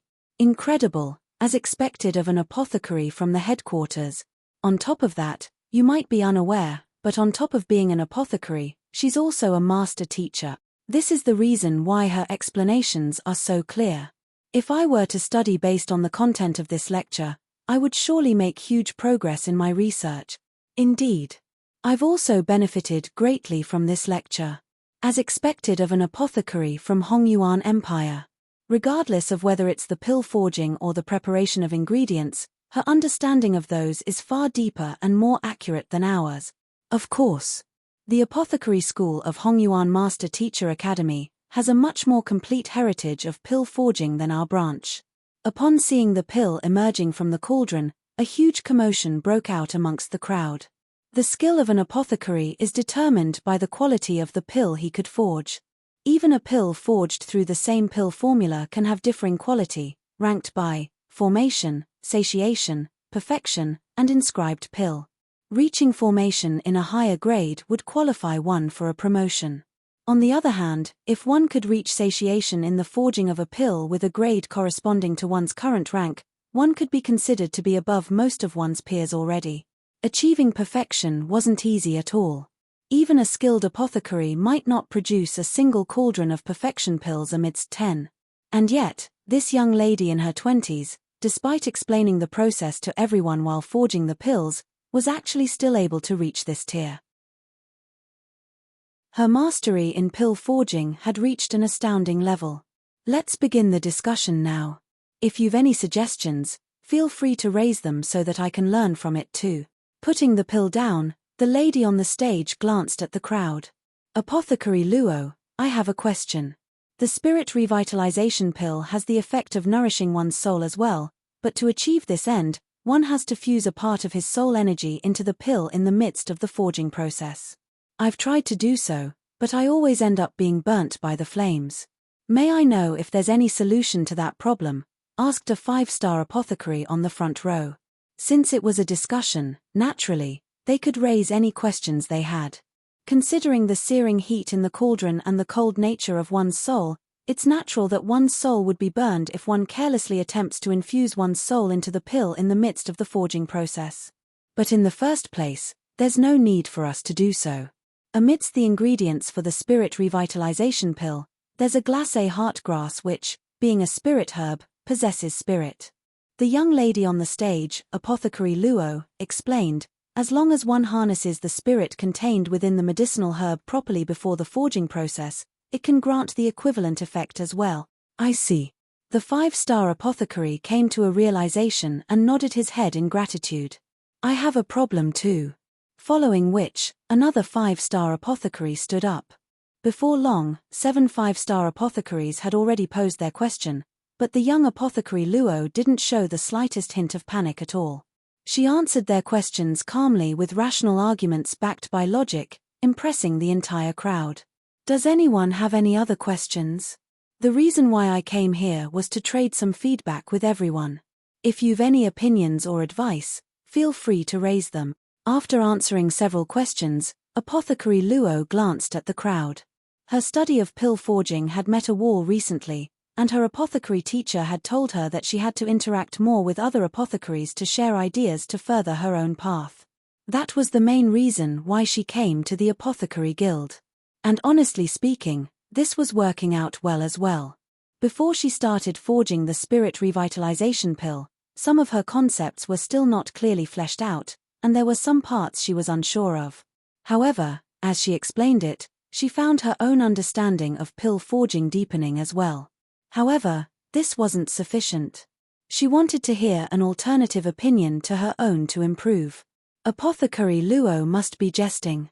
Your understanding of the subject is deep, and your skills are exquisite. There's no advice we can possibly offer you. Indeed, your movements are perfect, and not to mention, you even achieved perfection in your forging of the spirit revitalization pill. Even if we wanted to criticize your work, there's nothing we can raise. Your understanding of pill forging is far deeper than ours. If not for your lacking cultivation, you could have been promoted to a 6-star apothecary by now. We really dare not offer any advice to you. Everyone shook their heads. The person before them had come from Hongyuan Empire, and on top of being a 5-star apothecary, she was a master teacher as well. She was even qualified to be their teacher, so how could they possibly raise any objections against her? Even if they had any, they wouldn't dare to speak up. Sigh. Seeing everyone shake their heads, Apothecary Luo sighed deeply. In Hongyuan Empire, no one dared to criticize her in fear of her identity. She thought that since no one knew of her here, she would be able to garner some feedback. Yet, her hopes fell flat in the end. Do you really wish to hear my opinion? Just as she was feeling disappointed within, an indifferent voice sounded from the crowd. Yes. Apothecary Luo quickly nodded her head. All right then. Here is my opinion. After wasting so much time and effort, can this even be called pill forging? Chapter 617. First floor what? He said that Apothecary Luo's actions cannot be considered pill forging. This is way too much. Apothecary Luo is a 5-star apothecary from the headquarters. Everyone here can see that her forging technique and movements were flawless, and yet, someone actually dares to insult her pill forging? Who is that insolent fellow? Audacious. It was as if someone had set gasoline on fire.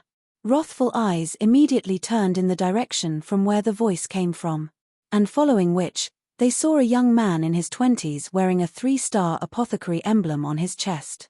A mere 3-star apothecary actually dares to utter such nonsense. Ignorant brat. Upon seeing the other party's appearance, many among the crowd sneered, and some even bellowed angrily. Apothecary Luo might be young, but her understanding of pills and pill forging technique were above most of them here. Her succinct and precise movements in her pill forging were a pleasure to the eyes. If a pill forging of such level couldn't even be considered as pill forging, what else could? Besides, even if someone wanted to criticize her, one should at least be a 5-star apothecary. Can a 3-star apothecary like you even understand what has just happened? How dare you speak such arrogant words? Apothecary Luo also frowned. What she wanted to hear was a feedback, not an insult. The apothecary over there, may I know what mistakes there are in my pill forging for you to utter such words? You want to know? The young man raised his eyelids. Of course. Apothecary Luo replied. There were a total of 127 mistakes in your pill forging just now. I fear that if I were to say them all, your confidence might be shattered, and you would find yourself unable to forge any pill from now on, the young man said impassively. 127 mistakes? Harumphing coldly, Apothecary Luo flung her sleeves and said, if you can really list out that many, even if I were to have my confidence shattered, it will be only due to my lack of expertise. Initially, she thought that the other party might have noticed some major flaws in her pill forging. But upon hearing such words, she immediately denied that possibility. Her pill forging technique had been refined by the countless predecessors of Hongyuan Master Teacher Academy, forming a nearly perfect art. If there was a mistake or two, she would still be able to acknowledge it. But more than 100. You must be pulling my leg. With so many mistakes, putting aside whether it is possible to form a pill, it is more likely that the cauldron would explode even before the fire is lit. Even if one wanted to boast, there should be a limit. Beyond that, one would just be a shameless fool. Are you certain that you want to listen to them? A slight smile crept onto the young man's face. That's right. Apothecary Luo replied. Sigh. Since you wish to know, if I were to continue remaining silent, you all would only think that I'm doing this intentionally to cause trouble. Shaking his head, the young man stood up and walked onto the stage. He first placed his hand on the cauldron beside the young lady before walking around it. After which, he turned to her and said, before that, I would like to ask you if you know of the background of this cauldron. Knowing the background of one's cauldron is the very basics of an apothecary. Of course, I at least know of the background of my own cauldron. Apothecary Luo knitted her eyebrows slightly in displeasure. This cauldron was crafted by 5-star blacksmith Wu Feng, and it took him a total of 12 years to finish its crafting. It's made by an alloy of the frigid metal found at the bottom of an ocean and blue copper silver, thus making it resistant to high heat and extreme cold. It is a spirit intermediate tier pinnacle artifact. Hearing the young lady's flawless explanation, the young man continued, correct. But do you know that this cauldron has once suffered an explosion? Naturally, that young man was Zhongxian. To convince the other party to willingly obey his instructions in the forging of the medicinal solution, he would have to impress her first to establish his credibility. He was contemplating how he could do so when the other party expressed that she was seeking the opinions or advice of others. Since that was the case, there was no reason for him not to grasp this opportunity. While Zhongxian's understanding of pill forging hadn't reached 5-star yet, he was still able to see through the other party's flaws through the library of Heaven's Path. Apothecary Luo froze for a moment before replying. I do. It has suffered an explosion before, but the ingredients only ended up being charred black. The cauldron suffered no damage from the incident, and there are no cracks either. As such, it shouldn't affect any subsequent pill forging. This cauldron was given to her by an elder of her family, and she had used it for 3 whole years. It did suffer from an explosion once, but she should be the only one aware of it. How did the other party learn of it? You're right that the cauldron didn't suffer any damage. Zhongxian touched the surface of the cauldron with his finger. There are indeed no cracks. But based on the slightly grey tint on the opening of the cauldron and the slight scent of metallic rust, if I'm not mistaken, you were forging, searing flame pill, a grade 5 pill. Indeed. Apothecary Luo's frown deepened as she nodded her head. The previous explosion indeed happened in the midst of the forging of a searing flame pill. Even though she wasn't the one forging it, she was present then and knew of the condition. But to be able to know what was being forged during the explosion just by looking at the color of the cauldron and the scent of it, this young man's eye of discernment was way too formidable. If she had thought that this fellow was making up lies to attract the attention of others a moment ago, at this moment, she was already thinking that he might possess true capability. An explosion really occurred before? To be able to tell this much just by taking a look, even 6-star apothecaries aren't capable of such. Indeed. This fellow might actually not be lying. The crowd below was astounded to hear Apothecary Luo acknowledge the young man's words. Checking a cauldron's background and condition was something all apothecaries had to do. But still, to be able to infer so much just by taking a brief look, wasn't this young man's eye of discernment a little, no, way too incredible? Even a typical 6-star apothecary would find it hard to deduce this much.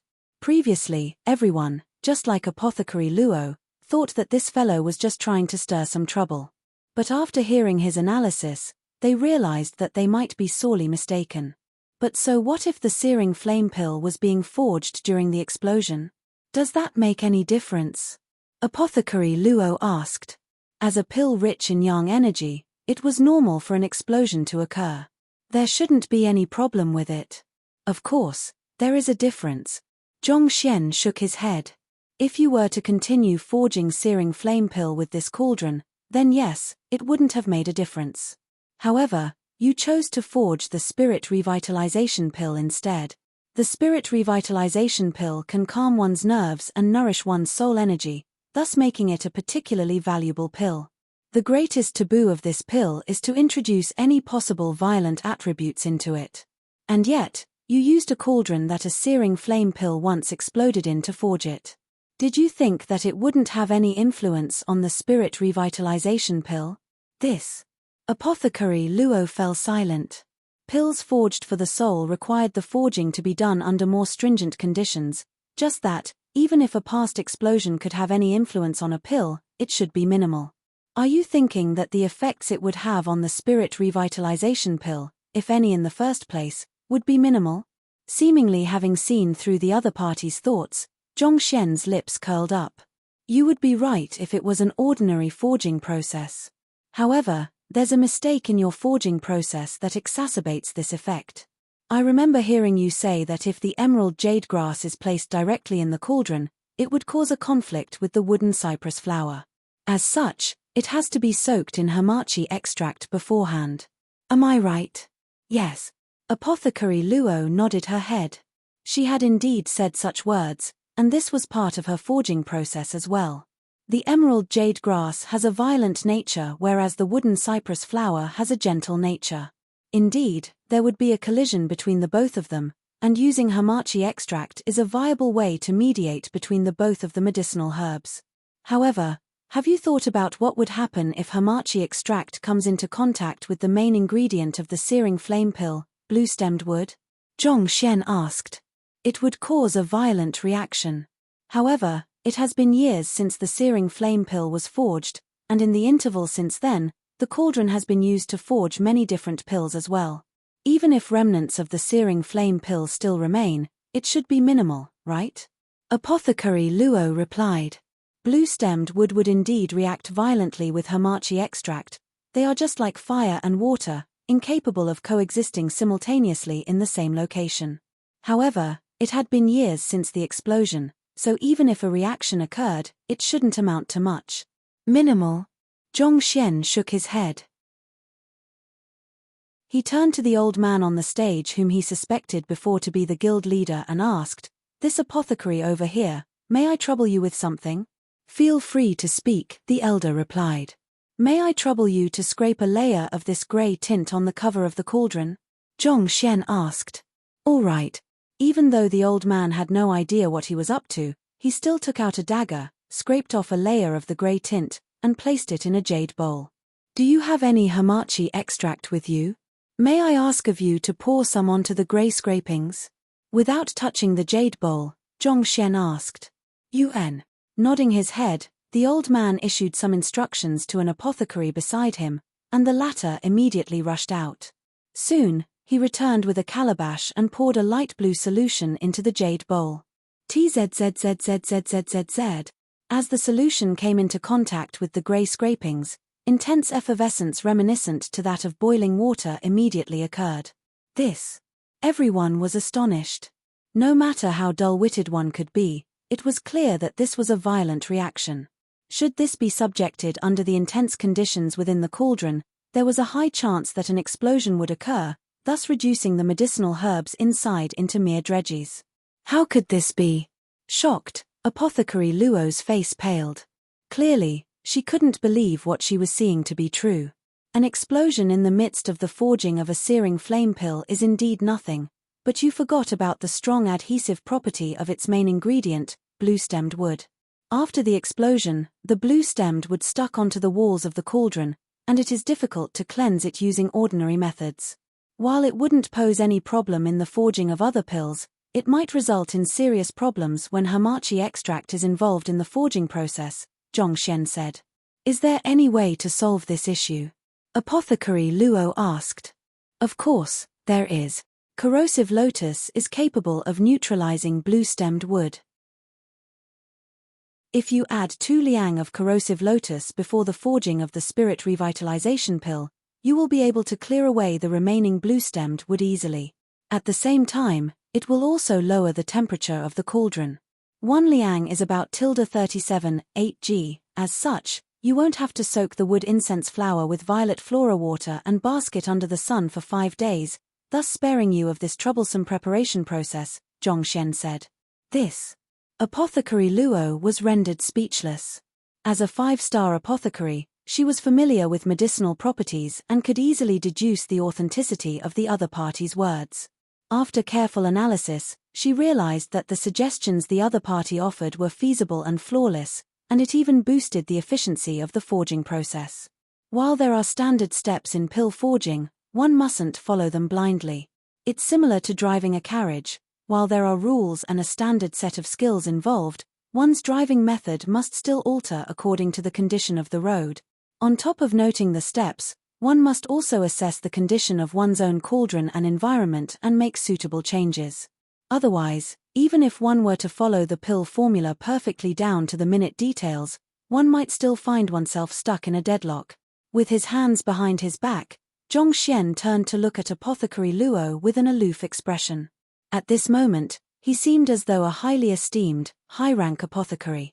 "This is the first flaw I am pointing out to you." Chapter 618, I wish to acknowledge you as my teacher. Apothecary Luo was rendered speechless. She had no idea how she should respond to that.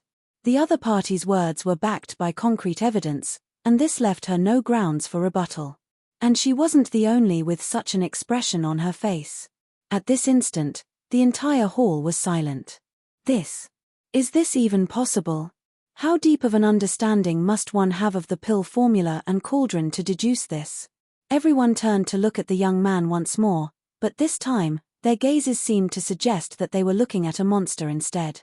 In the discussion phase, you said that instead of infusing one's soul energy into the cauldron, which would cause one to be seared by the heat, one could harness the spirit of a glacé heartgrass instead. But have you considered the fact that the spirit infused into the glacé heartgrass could react with the jeki wood added in previously, thus reducing its effectiveness? Apothecary Luo was stumped once again. Jackie would possess the effect of absorbing spirit. There was a high chance that the spirit infused into the glacé heartgrass could be devoured by it, thus reducing the effectiveness of the pill. This is the second flaw. Zhongxian continued, if I'm not mistaken, you used hands of the twilight drizzle to forge the pill. While this forging technique does help to protect the spirit contained in the medicinal herb, it increases the number of steps required for the forging process of the spirit revitalization pill. There are 7 medicinal herbs that should have been added in simultaneously, but this technique forcefully added an interval of 32 breaths between the first herb and the last herb. This results in significant loss in their medicinal properties. The incompatibility between your forging technique and the pill, this is the third flaw. In the forging process, you used lucid frost art to ward off the blaze from the cauldron to protect yourself. However, in the midst of doing so, you inadvertently sapped heat away from the cauldron, resulting in an incomplete fusion of the spirit beast blood essence and the pill. This is the fourth flaw. This is the fifth flaw. This is the sixth flaw. And this is the 27th flaw. A mere grade 5 pill, but you displayed a lack understanding of your cauldron, lack of knowledge of medicinal herbs, lack of expertise in your forging technique, lack of control in your movements, lack of clarity in your explanation, lack of depth in your analysis, and a lack of concentration in your actions, resulting in a disappointing performance. A sharp gleam flashed across Zhongxian's eyes. Do you think something riddled with so many mistakes is worthy of being called pill forging? Apothecary Luo staggered feebly backward. Paleness swept across her face, and her slim body trembled uncontrollably. The other party's words were like a machine gun, each shot striking her in her vitals, rendering her incapable of catching her breath. She thought that she possessed skill above most 5-star apothecaries, and never in her dreams could she imagine that what she had taken so much pride in would be nothing more than a joke in the eyes of a true expert. Do you need me to continue on with the remaining 100 flaws? Zhongxian continued. Apothecary Luo's body jolted in shock, and she lowered her head fearfully. The 27 flaws the other party brought up were all true and existent. She had no way of denying them. Just this much was more than sufficient to plant a seed of doubt that would make her question herself whenever she forged a pill. She feared that if the other party continued on, her confidence would be completely shattered. No, there's no need. Clasping her fist and bowing deeply, she looked at the young man before her once more, this time in admiration and awe. To be capable of seeing through so many flaws in her pill forging, how deep must his understanding of pills be? Even her teacher wouldn't be a match for him. All right, there's no need for you to feel disheartened. Unlike painting, where one can create a reality depiction work just by strictly following rules, pill forging requires hard work over a long period of time to build a deep understanding of the properties of medicinal herbs before one can achieve mastery. Seeing the pale face and trembling body of the young lady before him, Zhongxian realized that he might have gone a little too far. Thus, he quickly consoled her. It's an incredible feat for one of your age to forge a pill of such quality, so you should take pride in your skills. Alright, why don't you alter your pill forging method based on what I've just said and try forging the spirit revitalization pill once more? I promise you the results will be different this time. His words were infused with impartation of heaven's will, thus allowing him to win the trust of the young lady easily. As a 5-star primary master teacher, the young lady's soul depth had barely reached 15.0. On the other hand, Zhongxian's soul depth was currently at 16.1, allowing him to win the other party's trust via impartation of heaven's will easily. As expected, upon hearing those words, Apothecary Luo's fragile confidence began to heal. Closing her eyes, she went through the words the young man had just spoken, and gritting her teeth, she replied, "All right." She stepped up to the cauldron. Typically speaking, apothecaries would prepare 3 sets of medicinal herbs in case of failure. She had only used 1 set in her previous forging, so there were still another 2 sets left on the table. Driving her zhenqi, she lit the flames to heat up the cauldron.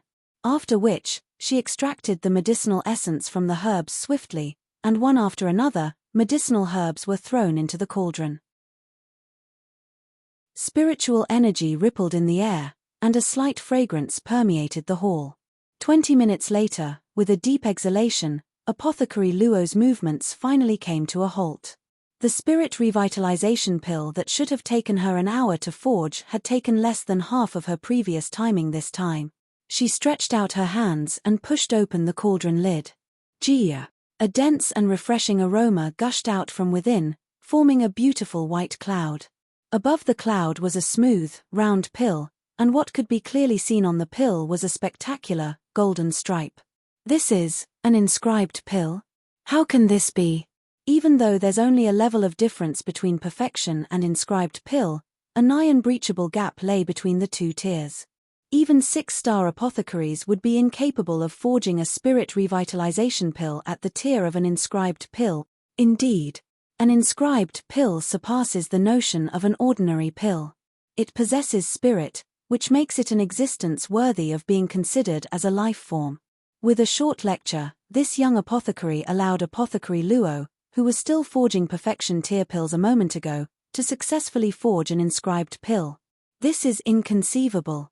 Upon seeing the pill rising from the cauldron, innumerable faces paled in shock. Formation, satiation, perfection, and inscribed pill. While 4 tiers were established to grade the tier of a pill, perfection was commonly known to be the limit. Only those who had managed to comprehend the art of pill forging to an unthinkable level would be able to forge an inscribed pill. Putting everything aside, despite the long history behind the Huanyu Empire Apothecary Guild and the many talented apothecaries who rose from this ground, there had never been an inscribed pill emerging from here before. It was said that only in Hongyuan Master Teacher Academy did a handful of pills of such superior quality appeared before. Every single one of such pills had caused a huge uproar, and the apothecaries who forged them became respected figures in their circles. As such, the apothecaries of Huanyu Empire had always viewed this tier to be one that only existed in the legends, something far away from them. Never could they have imagined that Apothecary Luo would actually succeed in forging one. Fearsome. Apothecary Luo was formidable to have forged the pill, but wouldn't the young man who guided her be even more so? In an instant, everyone's eyes fell on the young man once more with deep admiration reflecting in their gazes. This was the admiration one would only display to true experts. The young man's cultivation might be lacking, but in terms of comprehension of pill forging, not even their guild leader would be able to rival him. While everyone was still immersed in shock, Apothecary Luo finally recovered from the unique state she had been in. Staring at the golden stripe on the pill in her hands, her body trembled in agitation, and she abruptly kneeled down. "I'd like to acknowledge you as my teacher. I beseech you to accept me and enlighten me in the way of pill forging." She could clearly feel the bottleneck which had limited her progress before shattering entirely. In this short period of time, she had gained a lot of insights into pill forging. As long as her cultivation reached the required level, there was a good chance she could clear the 6-star apothecary examination. And this all was thanks to the young apothecary standing before her. It was only due to the other party's guidance that she was able to surpass her limits. In a way, the other party could already be considered as half a teacher to her. If she could become the other party's student and listen to his teachings constantly, her skills as an apothecary would surely improve by leaps and bounds. "You wish for me to be your teacher?" Zhong Xian was taken aback. His purpose behind this act was to win the other party's trust so that he could have the other party concoct the medicinal solution for him. Who could have thought that the young lady would end up asking him to be her teacher? This made him feel slightly embarrassed. "I beseech you to accept me," Apothecary Luo pleaded earnestly. "All right. I'll be your apothecary teacher, but I'll have to tell you beforehand that I won't have much time to teach you." At which, Zhong Xian hesitated for a moment before adding, "How about this? I have a unique forging method for concocting a medicinal solution which could test your fundamentals, mental fortitude, and sincerity. Just a heads up, you'll have to follow my instructions strictly for the concoction of this medicinal solution to succeed. If you succeed, I'll take you in as my student. Otherwise, I can only say that we aren't fated to be. I won't let you down." Apothecary Luo's face flushed in agitation, and she anxiously nodded, seemingly fearful that the young man before her would change his mind. UN. Seeing that he had succeeded in hoodwinking the other party, Zhong Xian heaved a sigh of relief. Flicking his wrist, He took out the great river snake's inner core and sorrow-severing grass. These are the main ingredients. On top of that, I'll need 1 liang of dragon beard flower, 1 liang of stardust, 3 chen of woodier skin. 1 chen equals -3, 75 g. 1 liang equals 37, 5 g. Zhongxian quickly listed a dozen of medicinal herbs. These were the core ingredients required to forge the medicinal solution. Noting down the medicinal herbs and the quantity required, Apothecary Luo turned to the elder beside her and asked, "Guild leader, may I trouble you to bring a set of these herbs over?" "No problem, I'll have someone prepare it now," the old man chuckled. These medicinal herbs weren't exceptionally valuable, and they could all be found in the guild. In just a few moments later, an apothecary returned with the listed herbs in hand. Zhongxian swiftly looked through the medicinal herbs to check if everything required was present. While doing so, he noted that the prepared herbs were of the highest maturity, and he nodded in satisfaction. Indeed, he had made the right choice coming over here to hoodwink a 5-star apothecary. Otherwise, he would surely be unable to gather so many high-maturity medicinal herbs. After all, these medicinal herbs were useful to the apothecaries as well, so it would have been difficult to buy these herbs from them with money. Apothecary Luo swiftly looked through the herbs as well before turning to the young man before her. "Teacher, I am ready. Follow my instructions strictly, there mustn't be the slightest deviation," Zhongxian reminded gravely once more. "Warm the cauldron for 45 breaths before adding in 1 stardust. 7 breaths later, add in dragon dawn flower and raise the flames for 3 breaths.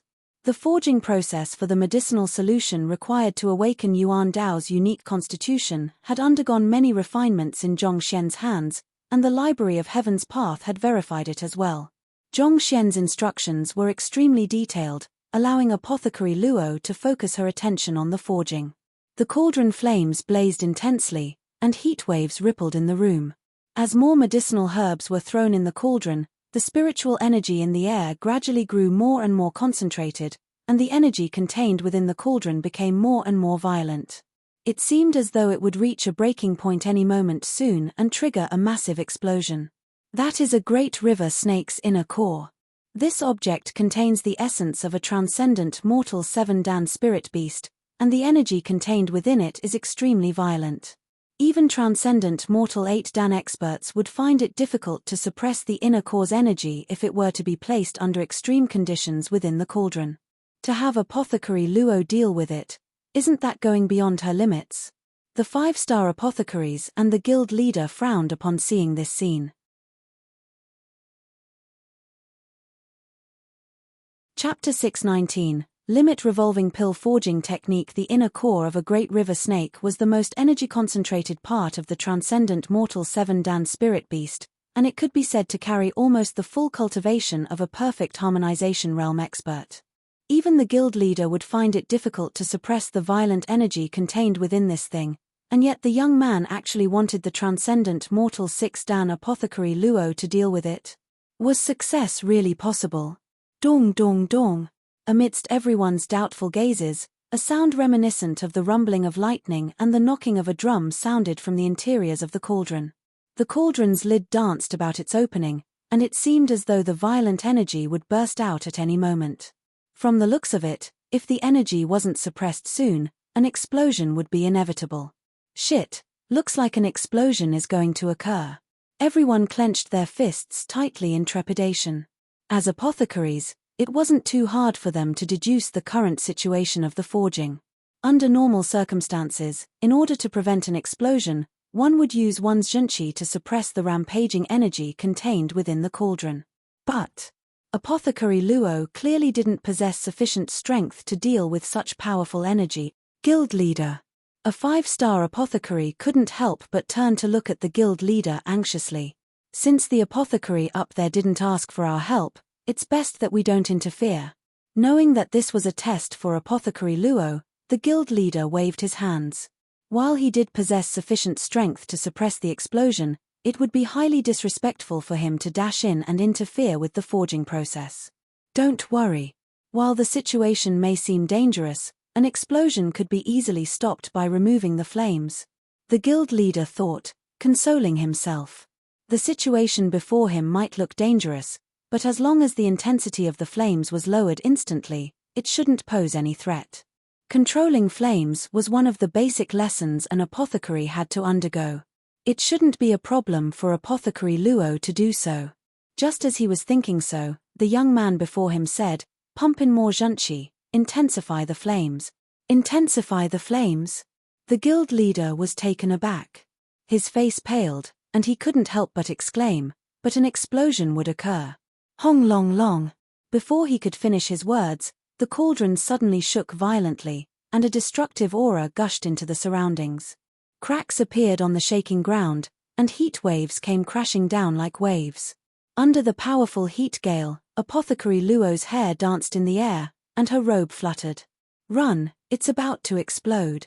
That's a transcendent mortal 7-dan great river snake inner core. If it explodes, the whole hall will be utterly destroyed. Lunatic, he really is a lunatic. How can one forge a pill like that?" The legs of all apothecaries in the room trembled in fright, and there were even a few who immediately turned around to escape. The might of the explosion of a transcendent mortal 7-dan pinnacle inner core was equivalent to an attack of full might from a transcendent mortal 7-dan pinnacle expert. While the hall might be sturdily built, it couldn't possibly survive such immense might. It would be reduced to dust in an instant. The powerful 5-star apothecaries might still be able to stand their ground before such destructive force, but the 1-star to 4-star apothecaries would surely be crushed. They would have to be mad to not escape now. Jeji. Jeji. Amidst pandemonium, the cauldron reached its limit and would explode at any moment now. Cold sweat also dripped down Apothecary Luo's forehead. While she knew that the young man possessed incredible mastery of pill forging and he was likely to be in control of the situation, she still couldn't help but feel a shiver going down her spine. "Don't panic." Just as anxiety was tackling her mind, a calm voice behind her brought her back. Turning around, she saw a young man looking at her with a completely composed face, as though he cared not if the cauldron would explode or not. The other party's calm demeanor and soothing voice washed away her worries, and her trembling body found its stability. "Use the descending flower technique to put the harmony grass in." Apothecary Luo heard the other party say so. Without any hesitation, she immediately added the harmony grass into the cauldron. Hong long long. It was as if fuel had been added to the fire, and the shaking of the cauldron further intensified. "Add in the cotton eye flower and greenthorn leaf." The voice continued instructing he calmly. Knowing that there was no backing out now, Apothecary Luo continued throwing in medicinal herb after medicinal herb. As more medicinal herbs were thrown in, the cauldron shook even more intensely. But what left her perplexed was that, no matter how violent the shakings became, an explosion didn't happen.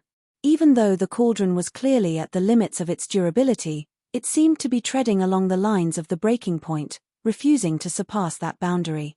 Noticing the bizarreness of the situation, everyone stared at one another in confusion. At this moment, a thought flashed across the mind of the guild leader. His face flushed red, and his body trembled in agitation. Could this be? But how can that be possible? "What is it, guild leader? Have you thought of something?" a 5-star apothecary asked, and many other apothecaries turned their gazes over as well, curious to hear his view on the matter. "If my eyes are not playing tricks on me, this is the long-lost limit revolving pill forging technique." Perhaps due to his agitation, the guild leader's voice sounded slightly hoarse. "Limit revolving pill forging technique?" Everyone was perplexed by those words.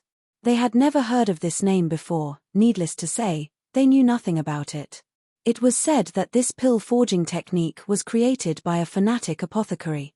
However, due to the excessive danger one would be exposed to when utilizing this technique and the long list of death toll in its history, no one dared to try it anymore, and thus, it eventually disappeared in the annals of history. "I only happened to chance upon it while reading through ancient texts. I thought that it was just a legend, yet, to think that it is actually real." The guild leader's teeth were clattering with excitement. Noticing the excitement in the guild leader's tone, the crowd felt even more curious about this legendary technique. The guild leader also didn't beat around the bush. You all should have seen it for yourself. The cauldron has been on the verge of explosion for a while now, but yet, it hasn't exploded yet. Everyone nodded. If it were them up there, the cauldron would have exploded long ago. But for some reason, despite the cauldron continuing to leap around furiously, it simply refused to explode. This was something inexplicable to them. All things, including cauldrons, have a breaking point. I believe everyone should be aware of this, the guild leader said. The crowd replied, indeed. A cauldron would only explode if the stress it was put under exceeded its limits. Taking water as an analogy, only below 0 degrees Celsius will it turn into ice, and similarly, only at 100 degrees Celsius will it turn into steam. Anything within the limits, not even 1 degrees Celsius nor 99 degrees Celsius, could induce such change to water. The same went for cauldrons as well. Anything within its limit would not cause an explosion. An apothecary suddenly thought of something, and his eyes narrowed in disbelief. What you mean is that young apothecary knows what the breaking point of the cauldron is, and is intentionally controlling it at this point such that it is impossible for an explosion to occur. The others also found their jaws falling to the ground. The limit of every cauldron is different, and it can vary from situation to situation based on the medicinal herbs one is dealing with. How can he be so sure what the breaking point is?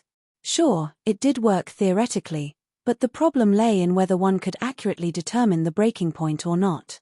The cauldron, the environment, the flames, the purity of the apothecary's junchi, and his forging technique.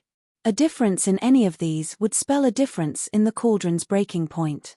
How could this fellow be so sure that his perception of the breaking point was accurate? It was similar to walking along a cliff blindfolded.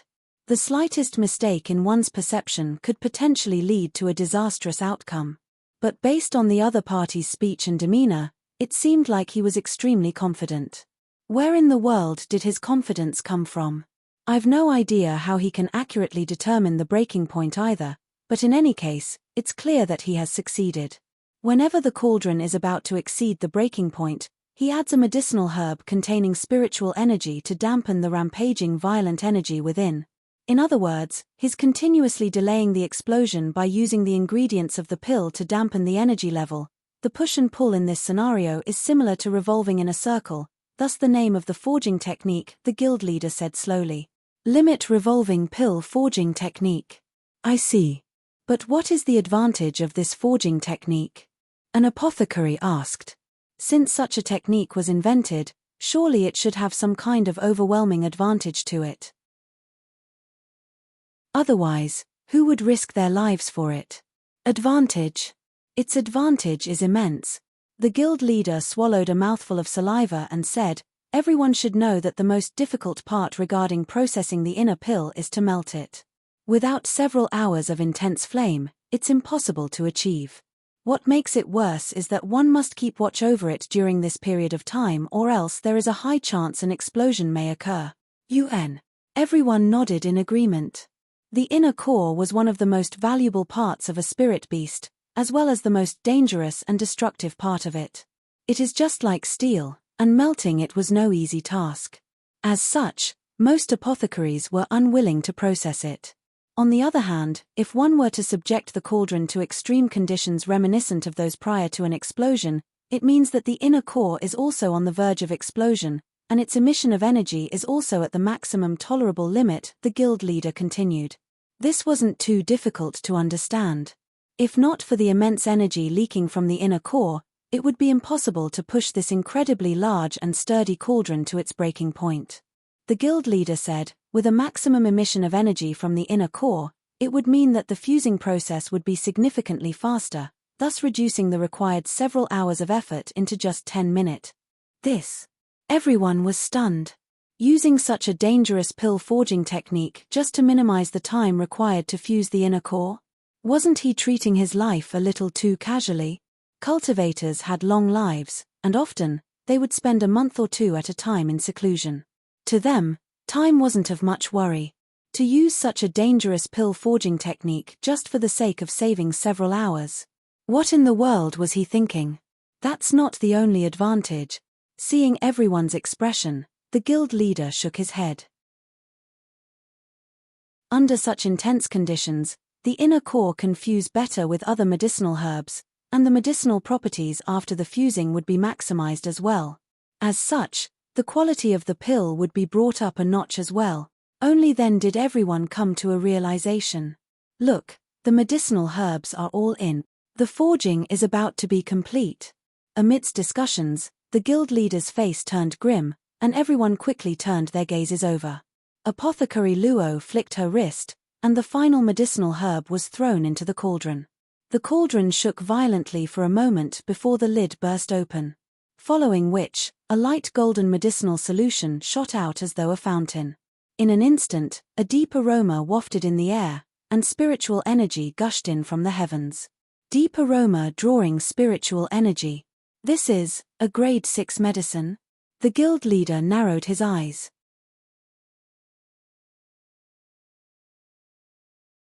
Chapter 620. Your teacher, Zhongxian. Legend had it that a grade 6 pill's aroma, similar to a master teacher's impartation of heaven's will, could draw in spiritual energy that would further raise the quality of the pill. The guild leader was already a 5-star pinnacle apothecary, and all along, he had been trying to forge higher-grade medicine. But due to his lack of cultivation and the guidance of a formidable teacher, he had never succeeded. He thought that the ultimate limiting factor was his cultivation, but upon seeing this sight, he realized that he was mistaken. Even though Apothecary Luo came from Hongyuan Empire and was probably more knowledgeable than him, her cultivation was still 2 whole realms lower than his.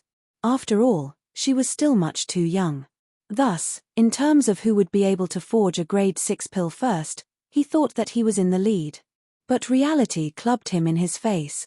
Considering how the other party's medicinal solution had drawn in spiritual energy with its deep aroma, it had clearly reached grade 6. It's him. The guild leader narrowed his eyes, and his body trembled in agitation.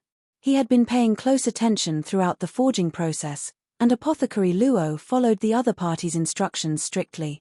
The reason why this forging of a grade 6 medicine succeeded was clearly the credit of this young man. To be able to allow a transcendent mortal 6-dan 5-star apothecary forge a grade 6 pill with his guidance. Wasn't this just too formidable? How did he do it? Grade 6. Hearing the guild leader's exclamations, everyone's lips trembled in shock. The higher grade a pill was, the harder it was to forge it. It wasn't unheard of for a talented 1-star apothecary to forge a grade 2 pill, but a 5-star apothecary forge a grade 6 pill, never before. Having forged a grade 6 pill once before, both Apothecary Luo's confidence and grasp over the medicinal herbs would surely achieve a great advancement. No doubt about it, she will surely become an incredible apothecary in the future. Indeed. How could I have been so foolish? If I had rushed up to acknowledge him as my teacher, the chance would have been mine. Such a pity. Say, do you think that it's too late to acknowledge him as my teacher now? I doubt that he would be willing to accept any more students. Many of the onlookers expressed their regret toward this matter. As a 5-star apothecary, successfully forging a grade 6 pill was an exceptionally precious experience. Just this in itself would induce a huge improvement in one's understanding and eye of discernment, thus making it highly likely that one would advance to become a 6-star apothecary in the future. If they had rushed forward to acknowledge that young man as their teacher before Apothecary Luo, the chance would surely have been theirs, and they wouldn't be sighing helplessly in regret now. Who? While some of the crowd were wallowing in their disappointment and others were still stunned with shock, the person in question, Apothecary Luo, heaved a huge sigh of relief. She stared quietly at the medicinal solution floating silently before her, and her face slowly flushed in excitement as her body began trembling intensely. Just as others had guessed, her grasp of pill forging had been brought up a notch, and in the foreseeable future, pill forging would become her greatest expertise among all of her supporting occupations. She would surely leave many sighing in awe when she returned to Hongyuan Empire. Impressive. She glanced at the young man before her once more, her eyes gleaming in admiration. Through just the other party's guidance, she was actually able to forge such a high-grade medicine. Even the #1 apothecary of Hongyuan Empire, the head of the apothecary school, would find it hard to match up to his eye of discernment and extensive knowledge. Teacher. Filling the medicinal solution in a jade bottle, She passed the bottle respectfully over to the young man. UN. Grabbing hold of the jade bottle, a hint of agitation appeared in Zhongxian's eyes as well. He thought that a grade 5 medicinal solution would be a great outcome already, but due to the unexpectedly high maturity of the mediating medicinal herbs and the lack of errors in the forging process, it actually managed to hit grade 6. If Yuan Dao were to consume it, his emperor's bloodline would surely be awakened by a huge portion, and his cultivation would rise by leaps and bounds. The fact that you were able to forge the medicinal solution successfully shows that you possess incredible talent, and I can also see the sincerity behind your acknowledgement. All right. From today onward, you shall be my apothecary student. Suppressing his excitement, Zhongxian assumed an indifferent front, as though forging a grade 6 pill was no different from eating or drinking to him. Despite the threat of an imminent explosion from the cauldron, the other party was actually able to put her trust in him and followed his instructions precisely with composure. Just this in itself reflected the sincerity of her intention to acknowledge Zhongxian as her teacher. Teacher, thank you for accepting me. Upon hearing that she had been accepted by the expert before her, Apothecary Luo clasped her fists in excitement and hurriedly kowtowed to complete the acknowledge ceremony. Knowing the other party's sincere intentions, Zhongxian was satisfied as well. He turned to look at the other party and asked, Yuan, what's your name? I am Luo Chichi, teacher can call me Chichi, Apothecary Luo said. Chichi. Yuan. Then from today onward, I shall call you Little Chi. Zhongxian nodded. Yes. Luo Chichi replied in delight. All right, I still have things to attend to, so I'll be leaving for now. The stone pillar challenge at the mystical treasure hall and concocting the medicinal solution in the apothecary guildhall in all, around 10 hours had passed. It was about time for the crown prince's banquet to begin, and given that the slots for the cleansing lake were at stake, he had to be present. Yes. Seeing that the other party was going to leave, Luo Chichi felt a little disappointed. Pill forging is an accumulation of experience, not something one can achieve mastery in all of a sudden. Try to comprehend what I taught you today, and you will surely improve greatly. Having seen through Luo Chichi's thoughts, Zhongxian said. Luo Chichi nodded her head. Following which, Zhongxian took out 10 middle-tier spirit stones and passed it over to the guild leader. Here is the money for the medicinal herb.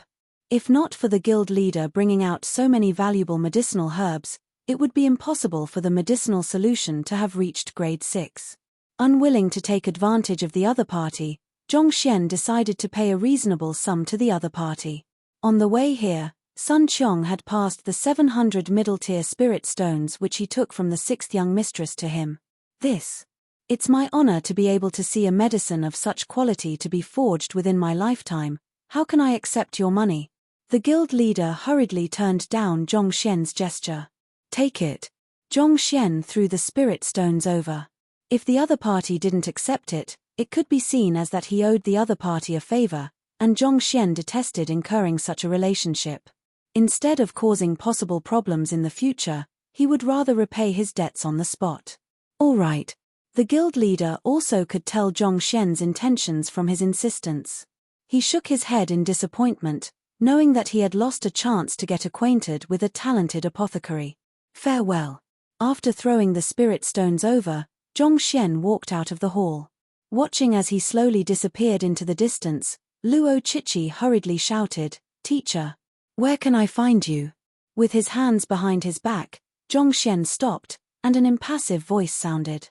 Remember this, my name is Zhongxian. It has been some time already, why isn't young master out yet? The crown prince's banquet is about to start already. Outside the hall, Sun Qiong was pacing around the corridor anxiously. Indeed. Yuan Dao tried to peek into the hall, but the doors were tightly shut, preventing him from seeing anything at all. Before entering, Zhongxian had told them to wait outside. However, 4 hours had already passed, and there was no sign of him. It was inevitable that they would be worried. Besides, the crown prince's banquet was about to start. The motive of the banquet was to vie for the slots of the cleansing lake. If the champion of Hongfeng Empire were to not appear in such an important banquet, wouldn't Hongsha be in tears? Just the master-teacher tournament back then was enough to reduce that 5-star master-teacher to tears. If Zhongxian were to miss out on this banquet as well, who knew if that old man would be able to take the blow?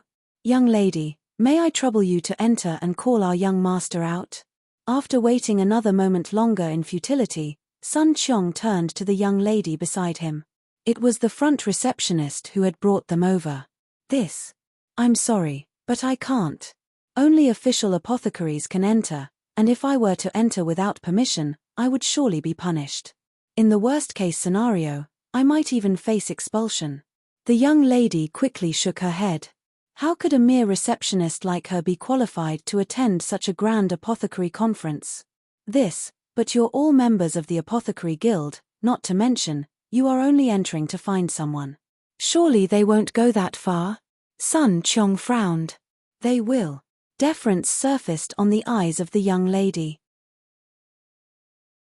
Apothecary, as an upper 9 paths occupation, possesses exceptional standing in society. Due to that, it also has strict rules governing its members, especially when it comes to etiquette. It's not like you've never seen how official apothecaries, dressed in their occupation robes, hold themselves with grace and majesty.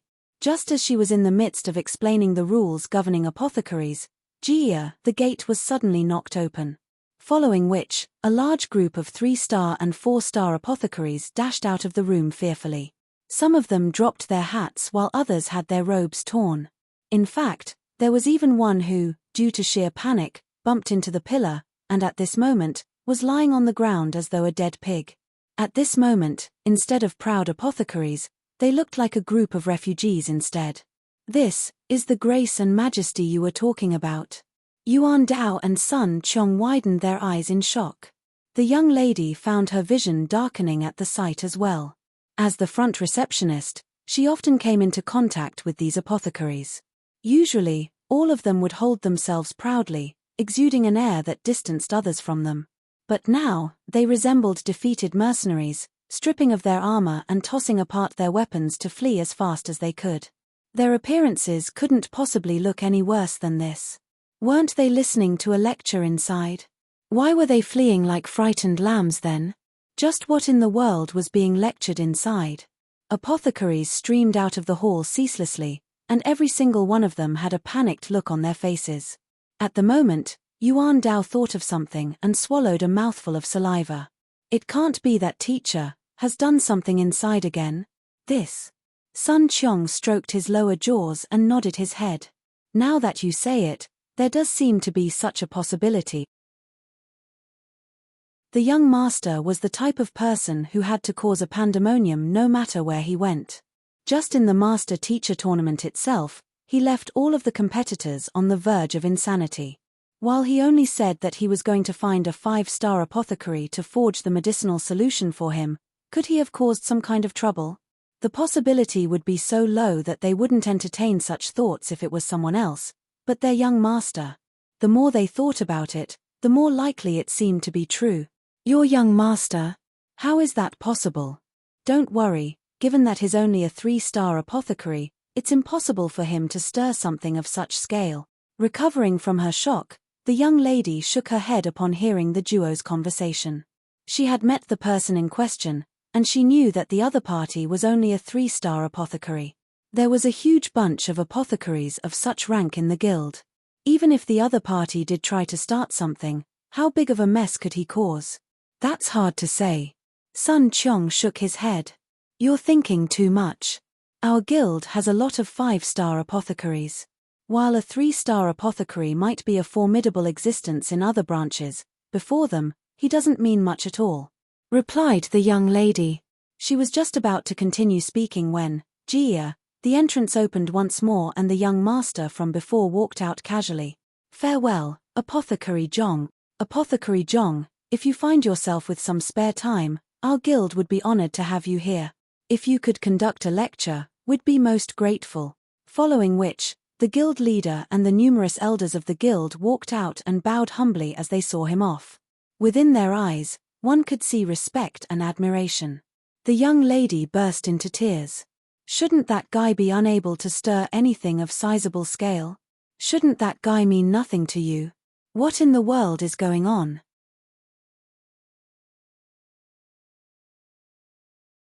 Chapter 621, Crown Prince's Residence. Let's go. Ignoring the guild leader and the elders who were respectfully seeing him off, as well as the young lady who was crying pitifully by the corner, Zhongxian gestured to Yuan Dao and Sun Qiong before walking out with wide strides. If he had more time, he would surely return here to clear all of the books in the guild. Otherwise, he could only drop the matter.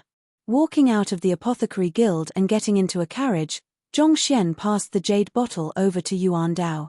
Apply a portion to your skin each time, and only after you've fully absorbed everything can you apply it once more. Train properly, and your cultivation will surely soar swiftly. Thank you, teacher. Yuan Dao took the jade bottle from Zhongxian's hands in agitation. Having followed his teacher for the entire day, he knew how valuable the medicinal solution was, and how much effort his teacher put into preparing it for him. The favor his teacher had shown him was so great that he didn't think he could ever repay it. Take these spirit stones. You'll need them when you cultivate. After which, he passed a few dozen middle-tier spirit stones over. The medicinal solution could only awaken Yuan Dao's unique constitution. He would still require a huge amount of spiritual energy to fuel his cultivation. In any case, after the incident with the sixth young mistress, he didn't lack spirit stones at the moment. Understanding his teacher's intentions, Yuan Dao took the stones. Sun Qiong, take these spirit stones with you. I might be gone for a few days when the cleansing lake opens, so I'll be counting on you to distribute them to Zheng Yang, Wang Ying, and Liu Yang when they require any. Make sure that everyone, including you, has sufficient spirit stones so as to not delay your cultivation. Saying so, Zhongxian passed around 200 spirit stones over to Sun Qiong. Once the cleansing lake opened, he would have to spend several days inside to cultivate. Thus, it was best for him to make preparations in advance so as to not delay his students' and butlers' training. Don't worry, young master. We'll surely train hard. Sun Qiong hurriedly nodded his head. Hearing Sun Qiong's confident declaration, Zhongxian shook his head. I'm not worried about others, you are the one whom I'm the most worried about. Zheng Yang and the others, perhaps spurred by Zhao Ya and Lu Chong, were extremely motivated, and he need not worry about them. The main problem was Sun Qiong. He simply slacked off way too much, and the moment no one's eyes were not on him, he would immediately trail off. He was indeed a huge headache to deal with. Understanding the young master's intentions, Sun Qiong scratched his head awkwardly. All right, these are the items obtained from the mystical treasure hall. Split them among the others, and sell everything else that you don't need for spirit stones. Zhongxian took out the storage ring Gan Yiping gave him and passed it over. Of everything in the mystical treasure hall, Zhongxian only kept the glacier rain sword, the upgradable artifact. Everything else was useless to him, so it would be best to trade them for spirit stones instead. Yes. Grabbing the storage ring, Sun Qiong acknowledged Zhongxian's instructions. Knowing that there was nothing for him to worry about leaving everything to Sun Qiong, Zhongxian said no more. In a rush for time, Zhongxian had the carriage travel at its full speed, and around an hour later, they finally returned to their living quarters. As soon as he arrived, he saw Hong Shi waiting at the entrance anxiously. Bai Jianghai and Luo Xian were standing behind him. There was a total of 3 cleansing lake slots for each vassal state. For Hongfeng Empire, these slots were given to the top 3 rankers in the Master-Teacher tournament. Since the banquet tonight was to determine the distribution of slots, naturally, the both of them were qualified to attend the banquet as well to witness how their fates would be decided. Zhongshe, you're finally here. Did anything bad happen? If something really happened, you must tell me in advance so that I can have my teacher resolve it for you. Upon seeing Zhongxian's return, Hongshi became so agitated that he nearly burst into tears. Ever since returning from the confrontation with Luo Zhao and the others, he immediately returned to look for Zhongshe, but, despite waiting for 8 whole hours, the other party still remained out of sight. The fear that the other party might have caused some kind of trouble started to overwhelm him. After all, this wasn't the 28 regional powers nor the Myriad Kingdom Alliance, where Hongshi could easily resolve any problem with his influence. It would be best for them to maintain a low profile over here, at Huanyu Empire's capital. Otherwise, if something were to happen, they would have to ask his teacher, Pavilion Master Jiang Wei, for help. Don't worry, I only went to the apothecary guild to have a medicinal solution concocted. Seeing how Hong Shi was fearing that he had caused some kind of trouble, Zhongxian was rendered speechless. What the heck was this? What kind of person do you take me for? Am I someone who causes trouble wherever he goes? No matter what, I'm still a master teacher, and I have a reputation to uphold. Under the situation that no one steps on my toes, why would I go around causing trouble? Why are you speaking as though I'm the god of destruction, as if I cause a pandemonium no matter where I go? If Hong Shi knew of Zhongshi's thoughts, he might have rushed forward to strangle the other party. You said you aren't the god of destruction? Then what about my ghost domain illusory city? What about my celestial chess? What about my book of emptied river? What about my otherworldly demon? Forget it, I should stop thinking about it. Otherwise, even my heart would become a goner. It's good that nothing happened. Alright, the banquet is about to start, so let's hurry there. Knowing that this wasn't the time to speak, Hong Shi gestured to the others, and the four of them started walking to the Crown Prince's residence. Crown Prince Yi Qian's Eastern Palace was only several hundred meters away from the living quarters. Before long, they were already at the entrance, and they passed their invitation letter to the guards. This way, please. Upon seeing the invitation letter, a guard on duty stepped forward and led the way. Following behind the guard, Hong Shi asked, "This brother here, I would like to ask if Feng Shi from Fengyuan Empire, Luo Shi from Qianfeng Empire, and Chen Shi from Zhuyu Empire are here yet?" Naturally, Luo Shi from Qianfeng Empire referred to Luo Zhao, whom he just extorted a moment ago, whereas Chen Shi from Zhuyu Empire referred to the old man who was with Luo Zhao back then. The both of them, along with Feng Yu and Hong Shi, were the people in charge of the master-teacher pavilions of the four great vassal states, as well as the hosts of the master-teacher tournament in their own regions. They already arrived an hour ago. The guard replied. An hour ago? Hong Shi's mouth twitched. He thought that he could take advantage of the fact that he had arrived early, but contrary to his expectations, the others had arrived an hour earlier than him. An hour. It can't be that the distribution of the slots had already been decided in that time. After a moment of hesitation, Hong Shi asked, slightly embarrassed, "Has the banquet started yet? Am I late? If I'm late, it would be bad to bother the Crown Prince." The banquet hasn't started yet. The Crown Prince has gone off to invite the sixth princess and the others and hasn't returned yet. The guard shook his head. The banquet hasn't started yet? That's a relief. Heaving a sigh of relief, Hong Shi flicked his wrist and passed a spirit stone over. "Little brother, thank you for bringing us over." "You're welcome." Seeing the other party giving him a generous tip of a middle-tier spirit stone, the guard's eyes lit up. His attitude immediately became much better, and he leaned over and began speaking in a hushed voice. "I heard that the banquet is to confirm the distribution of slots for the cleansing lake. We don't even know how the Crown Prince is going to determine the distribution the slots. Needless to say, prepare ourselves for it."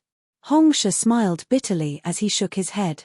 "I'm not too sure about the rules as well, but I heard that the primary aim of this banquet is to welcome the geniuses from Hongyuan Master Teacher Academy, as well as to allow the talented master teacher from the various vassal states to meet their seniors." "Welcome? You mean, all four guests from Hongyuan Master Teacher Academy will be present for the banquet?" Hong Shi was taken aback. He had heard from Luo Zhao previously that the Crown Prince was going to take away 4 slots for these geniuses from Hongyuan Master Teacher Academy. He thought that this banquet was hosted only to solve the issue regarding the distribution of slots. He didn't think that the 4 guests would be invited over as well. A thought suddenly surfaced in Hong Shi's mind. Could it be that they are related to the distribution of slots as well? The soldier scanned his surroundings before telling Hong Shi what he knew in a lowered voice.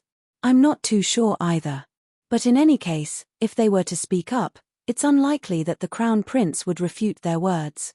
As such, Luo Shi and the others prepared many gifts to get on their good side. I think that you should also prepare some gifts. Anyway, there's no harm going the extra mile." "Gifts?" Hong Shi's face paled. His entire wealth had been destroyed by that fellow behind him in the master-teacher tournament.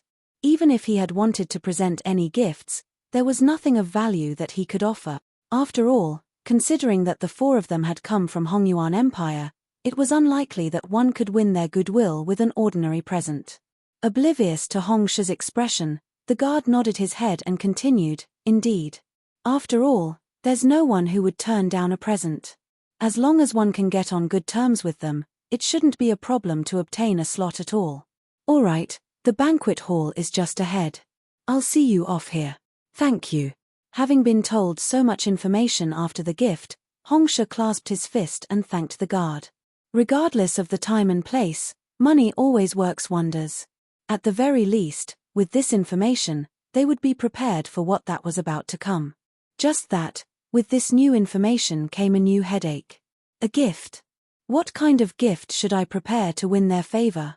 If only I still had the Book of Emptied River with me, or the otherworldly demon could work too. Rubbing his glabella, Hongsha's face turned bitter. If those artifacts of his hadn't been destroyed, he was certain he could have surely made the eyes of the guests from Hongyuan Empire lit up with those. But now, noticing the other party's awful complexion, Zhongxian walked over and asked, "Hongsha, what's wrong?" It's nothing." Hongsha quickly shook his head. Since what was done, it was futile for him to blame Zhongsha for it.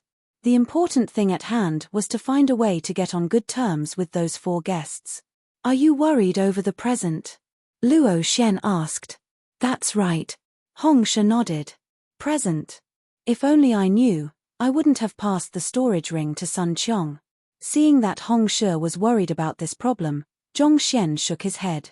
He had just swept away everything in the mystical treasure hall, and valuable artifacts worthy as a gift was truly one thing he didn't lack right now. Just that, he had given everything to Sun Qiong already, and who knew if he could make it in time if he were to fetch the stuff now. Actually, there's no need for us to worry about it now. There is an extremely high chance that the slots will be distributed based on our capability as master teachers. If gifts really work, what will become of the occupation? All those who were going into the cleansing lake were headed for the Master Teacher Academy, so the distribution of slots were likely to involve tests on one's capability as a master teacher. In truth, the gifts could be considered as nothing more than an additional topping, so it shouldn't be of much concern. I hope so. Hongsha understood this fact as well, but lagging behind at the starting line still left him worried. Zhongxian suddenly recalled the discussions they had and asked, "Right, Hongsha. When you went over to wreak havoc, did you receive any news from them?" "Oh, I did receive some news regarding the four geniuses from the Master Teacher Academy."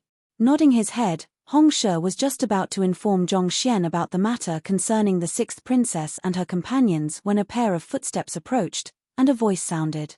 "Hongqian, are these the talents you've chosen? They don't look impressive at all." Following which, a figure walked over from the hall ahead of them. It was Master Teacher Luo Zhao from Qianfeng Empire. You're tuning in to the Celestial War YouTube channel. Don't forget to subscribe and join us on this journey to catch the most captivating stories.